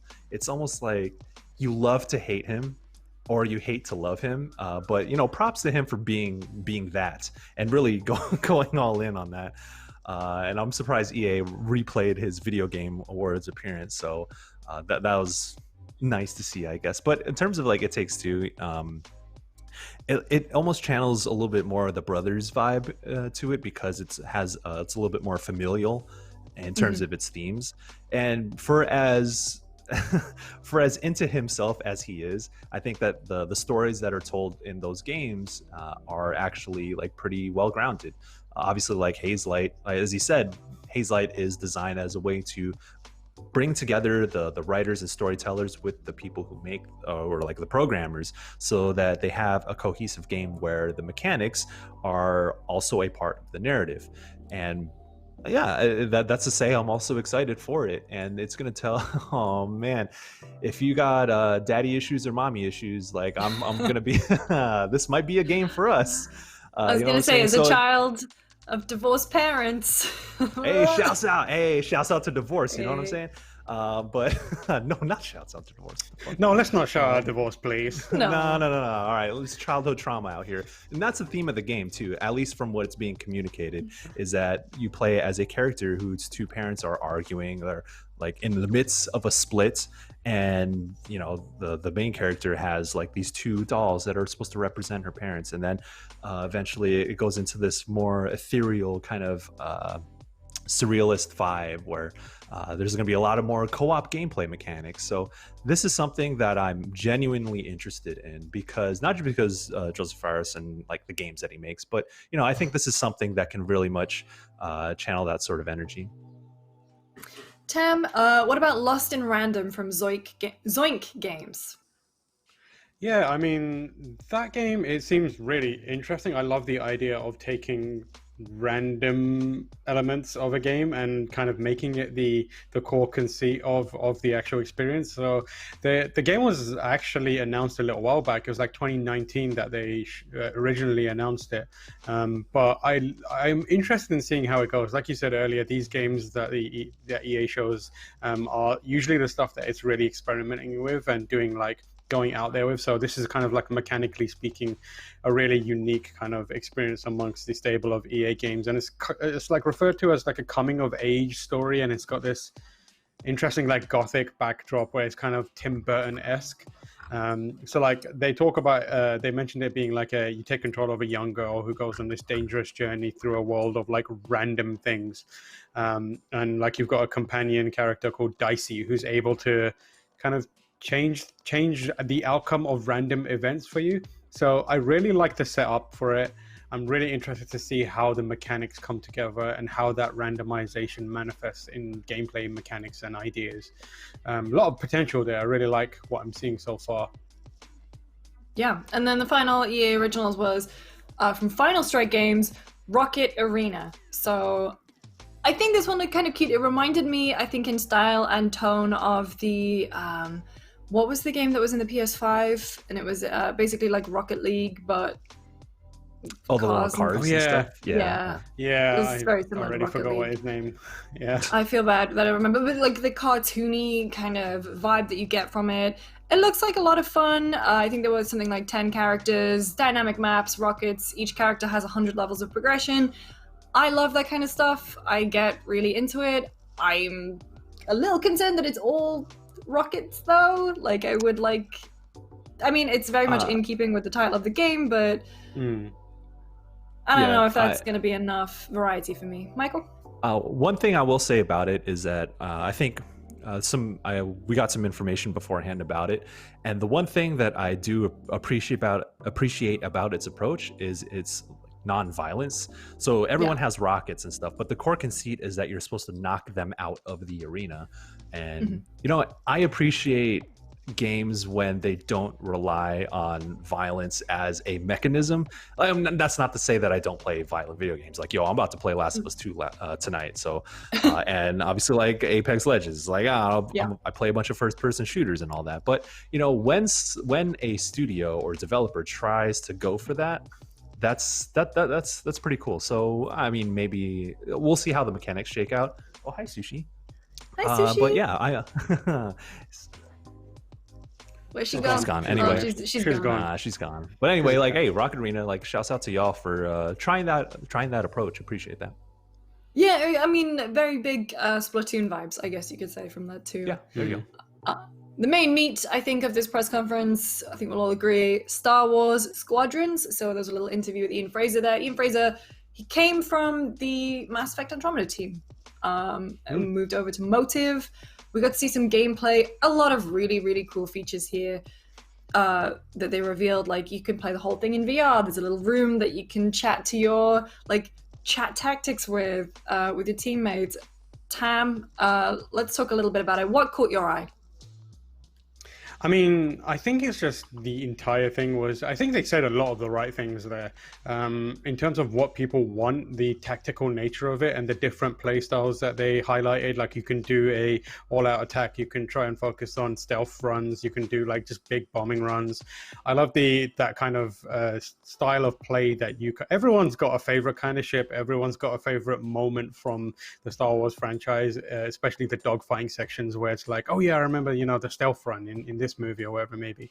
So I imagine there's a lot of wish fulfillment happening in this kind of enabling different styles of play, and the tactical nature of it seems like they are playing that up, which is important. Like, it's easy to just focus on like the kind of surface level replication of a dogfighting game in the Star Wars environment in space, but the longevity comes from how much you can do within that, the strategies you can employ, the missions that you go on, and it looks like they have enough open-ended stuff in here that it will be repeatable and replayable. But on top of that, they've got that cool story, which is interesting. I love the idea of two pilots basically charting the course of what happens in the world, and you kind of experiencing that through a single player story campaign.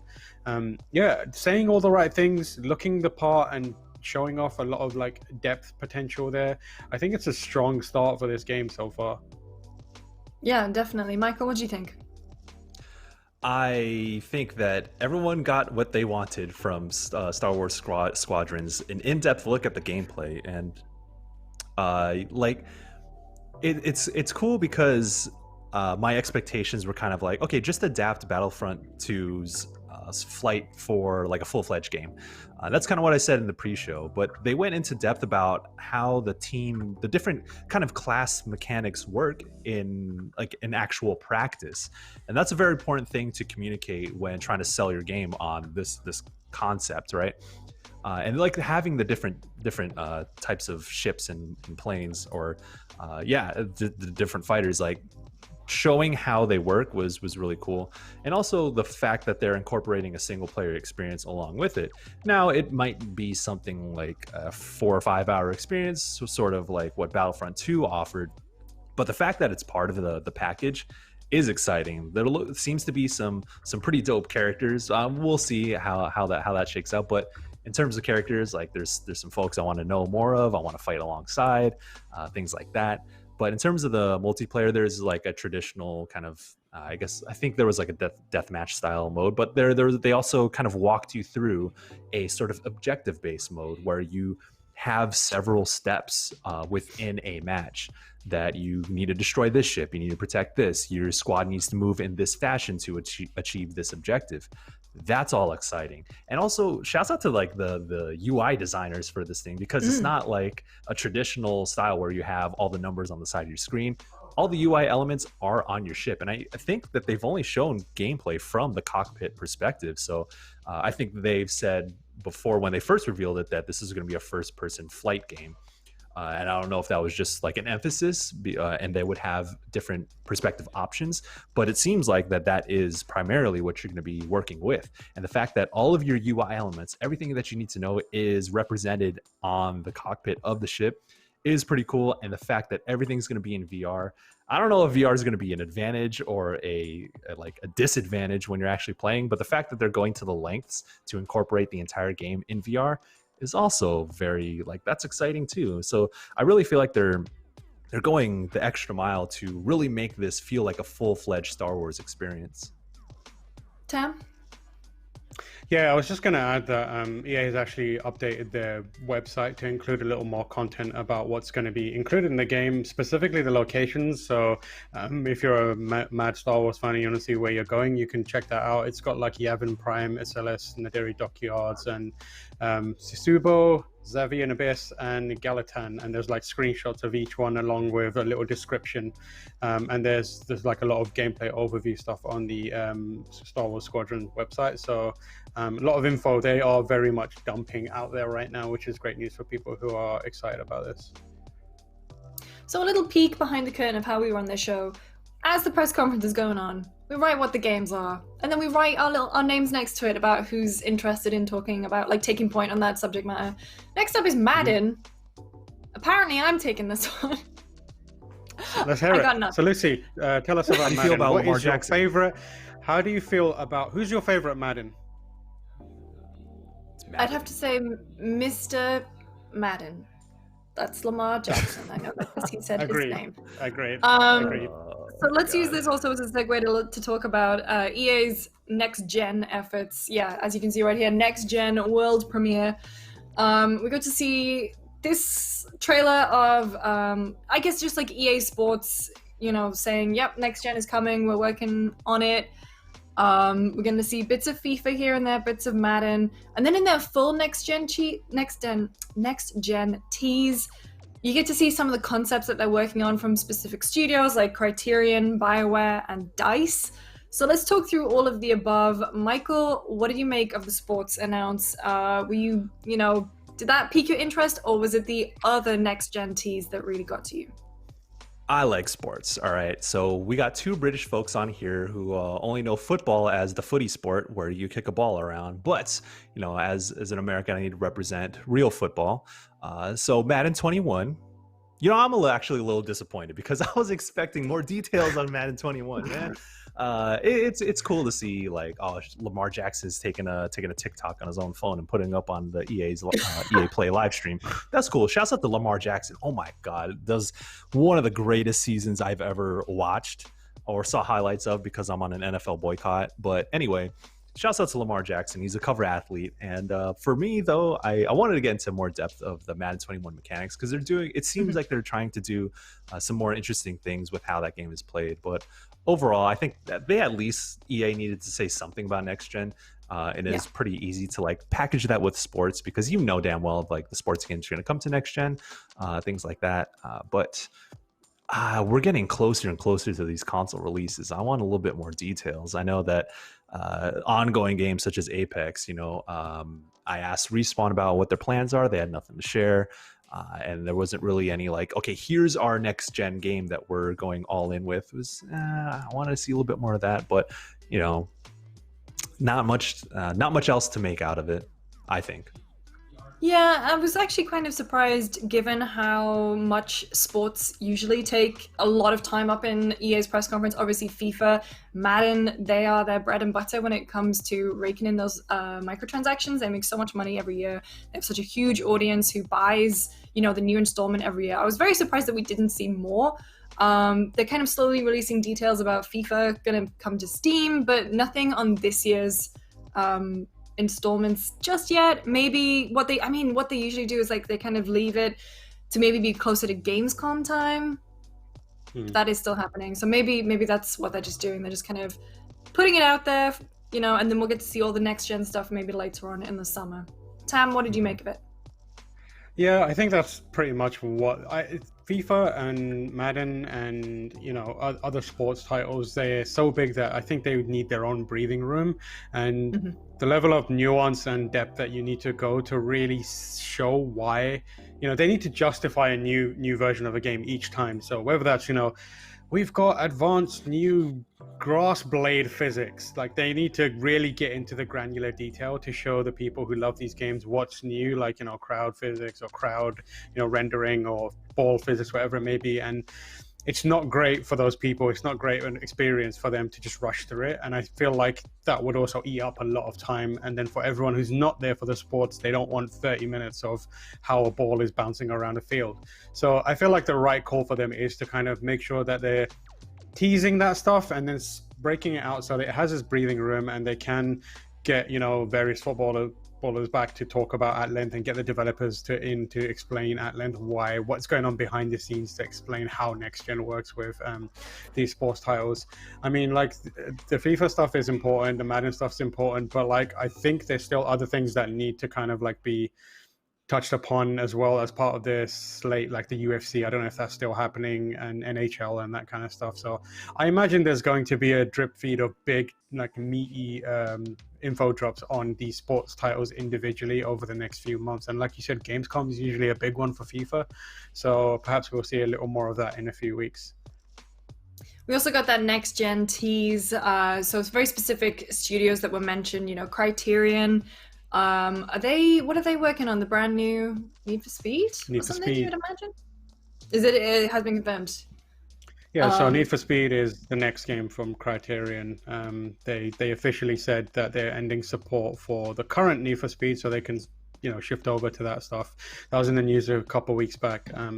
Makes a lot of sense. That studio's been kind of like helping out on racing titles and also supporting Star Wars titles, but they are now custodians of Need for Speed Wholesale, I believe, and so that's exciting. They make great games. They make great racing games. Hopefully they can get Need for Speed back on some sort of track or road. I don't know how that works. I was gonna say, I wonder what's gonna become of Ghost games then. You did Need for Speed a few years ago. Who knows? Who knows? Getting ghosted. Damn. BioWare got mentioned, so this was the only mention of BioWare in this whole press conference. Jeff Grubb has been tweeting a lot about, leaks and stuff over the summer. He's mentioned, he's kind of done like an update tweet. He said Battlefield 6 is going to be modern, UFC is coming, EA is going to make a golf game on its own again, Battlefield Bad Company Remaster got canned, Mass Effect Remaster is coming this year. BioWare already said it's working on Anthem 2.0 and Dragon Age 4. So that's the update from, I'm not going to say that his insider knowledge, if it is insider knowledge, is correct, but this is what is going around online right now. That tease that we got there from BioWare definitely looked like Dragon Age to me. They mentioned building your fantasy worlds. I assume that's definitely Dragon Age. We know they're working on it. Yeah. Michael, what do you think about what we got from BioWare today? Man, I think it's fair to say that BioWare fans we can say we're disappointed, right? But that doesn't we don't mean any ill will when we say that. It's just like, okay, we're ready to see what y'all got. Maybe they're not ready. That's fine. But I said in the pre-show that they don't have to show Dragon Age 4 gameplay.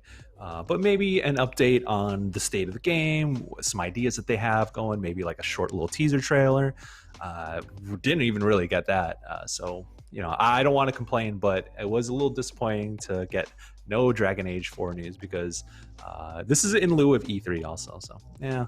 That was a little disappointing. But hey, like we keep saying, man, the Mass Effect remasters, where are they at? Where are they at?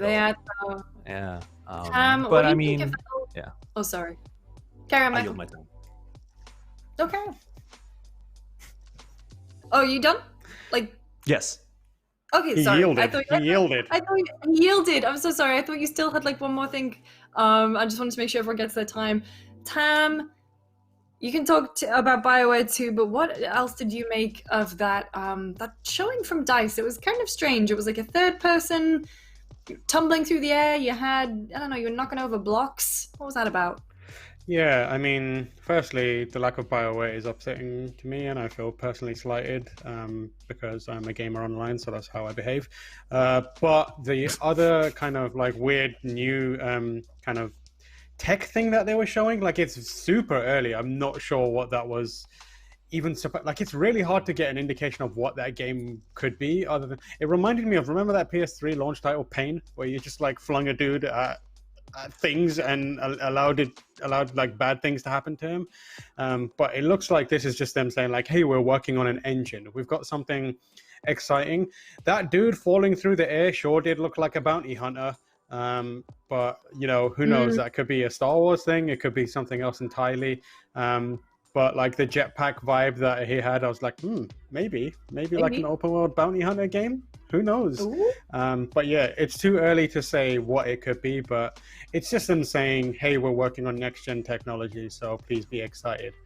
Not much to gather from it, but good luck to them, basically. All right, and let's end on the surprise reveal, the just one more thing, a new skate game. Hey, your plea worked, Tab. I told you, Bernie Sanders, alone in a skate park, doing an ollie on his own, finally is happy. We once again asked for Skate 4, and we got Skate 4. Or we got Skate. They didn't say Skate 4. They said Skate is back, which is interesting. So if it turns out to be a remaster, sure, why not? We'll take anything at this point. But I do wonder whether it's a full sequel or if it is a remaster. Because if it's a remaster, that's probably a way to hedge your bets slightly. EA has traditionally not shown a lot of faith in the skating genre, especially for video games. But I imagine they're like peeking through the window of Steam and seeing like Skater XL and everything else kind of like coming out and being like, yeah, everyone's making skate games. We've got this one game that people will not stop spamming hashtags about. Maybe we can remake one of the previous games in the franchise. Or if they're bold enough to put a whole new skate game in there, I respect it. I think the important thing is, like, from the fan base's perspective, they're happy either way. Like, we've got something to do with skate. Michael, you're a big skate fan. How'd this make you feel? I sure am. It made me feel a lot of things. All right. Well, now that Tam has mentioned it, you know, they didn't explicitly say Skate 4, but that's what everyone's thinking. You know, to be honest though, like, I don't think remastering the Skate games would be. I don't think that that's the route that most people want, because, like, if you think about it, like, even though Skate 3 it's been 10 years since Skate 3, but if you go back and replay that game, it holds up really well. I don't really think that game needs a remaster. It already feels really good, or it feels good still to play. But ushering in Skate the series into a next generation, because, like, they didn't say anything definitive, so it's probably a ways out, 2021 probably. But you know, if that's what they're gonna end on, and, you know, make a statement about the thing that people have been clamoring for multiple years, it would have to be a full-on sequel or next-gen game for Skate. But, you know, we didn't get any gameplay, we didn't get any, like, a teaser trailer. They just kind of said, oh, Skate's back, which is, you know what, that's enough for me. That gives us hope, and it gives me hope to see that, like, that they understand what the, like, fans want. So whenever we do get to see gameplay or a trailer or more details on it, I do have faith that it will be the thing that everyone wants, whether it's Skate 4 or Skate renamed with whatever subtitle. But yeah, I'm ready. You know, THPS 1 and 2 remaster coming, Skater XL's out there, or it's coming out there. I'm ready for some real deal kick flips, bro. Let's go, man. All right, overall, Timur, what did you think of EA Play 2020? No Mass Effect, no Dragon Age, 1 out of 10. Wow. Damn. Cutting. Michael? Spicy.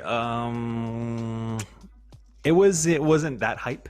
You know, it wasn't, like, terribly exciting. But, you know, I'm excited for the things that they showed. I'm excited that we got to see Greg Miller out there with a fresh haircut. You know what I'm saying? That shirt though. Yeah, homeboy's looking real nice. So shouts out to him. Lucy, tell him that I'm a big fan of his haircut. That was nice. But, you know, it's there's some things that are dope. I think them going all in with Star Wars Squadrons was a good call. Mentioning Skate 4 was a good call. Of course, like Tam said, hey, no Mass Effect, no Dragon Age. So I'm nice. I would say 2 out of 10. No, I'm just kidding. But it was decent. I'm feeling it. Yeah. I mean, I think the curse that EA is always going to have now is, you know, they've given in, they've relinquished and done the Skate, whatever the new Skate is. I'm just going to say Skate 4 for the purposes of this analogy. But, you know, now every time they're going to do something, it's going to be where's Mass Effect, where's Dragon Age. And that's a blessing and a curse, because you've got a very passionate fan base, but it kind of means that everything else is drowned out by those voices a little bit. I'm of the opinion, like, that conference was kind of a nice all-rounder. It didn't have as many, like, big, huge announcements as I would have liked, but getting to see more of Star Wars, getting more Apex news. I love the way they're continuing to support that franchise, so to speak. It's within the Titanfall world, the way they're supporting that game and giving it light to shine. Because if you think about the way it was announced, it was very much, bam, we've done this, we have, you know, it's out now. So I'm loving that it's getting its spotlight. I'm gonna be one of those people who wants Mass Effect, but I can wait for it. Yeah. All right. Star Wars looks great. Anything else we need to? Yeah, Star Wars looks great.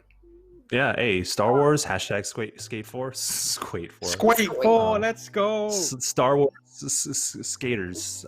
Let's go. Darth Maul was in Tony Hawk's Pro Skater. Come on, let's go. Look, the crossovers happened. Let's make it happen again. Michael, Tam, thank you so much for joining me today. And thank you everyone who's been in the chat watching along with us.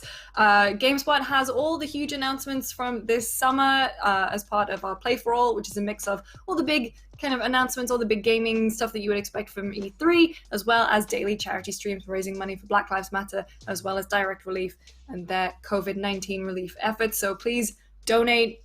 Come join us on a stream one of these days. We've got some great guests lined up. We've got Last Podcast on the left. Tomorrow we've got Joe Zizia from Fire Emblem Three Houses. A lot of other fun stuff planned. Thanks again for joining us. We'll see you next time. Peace. Bye.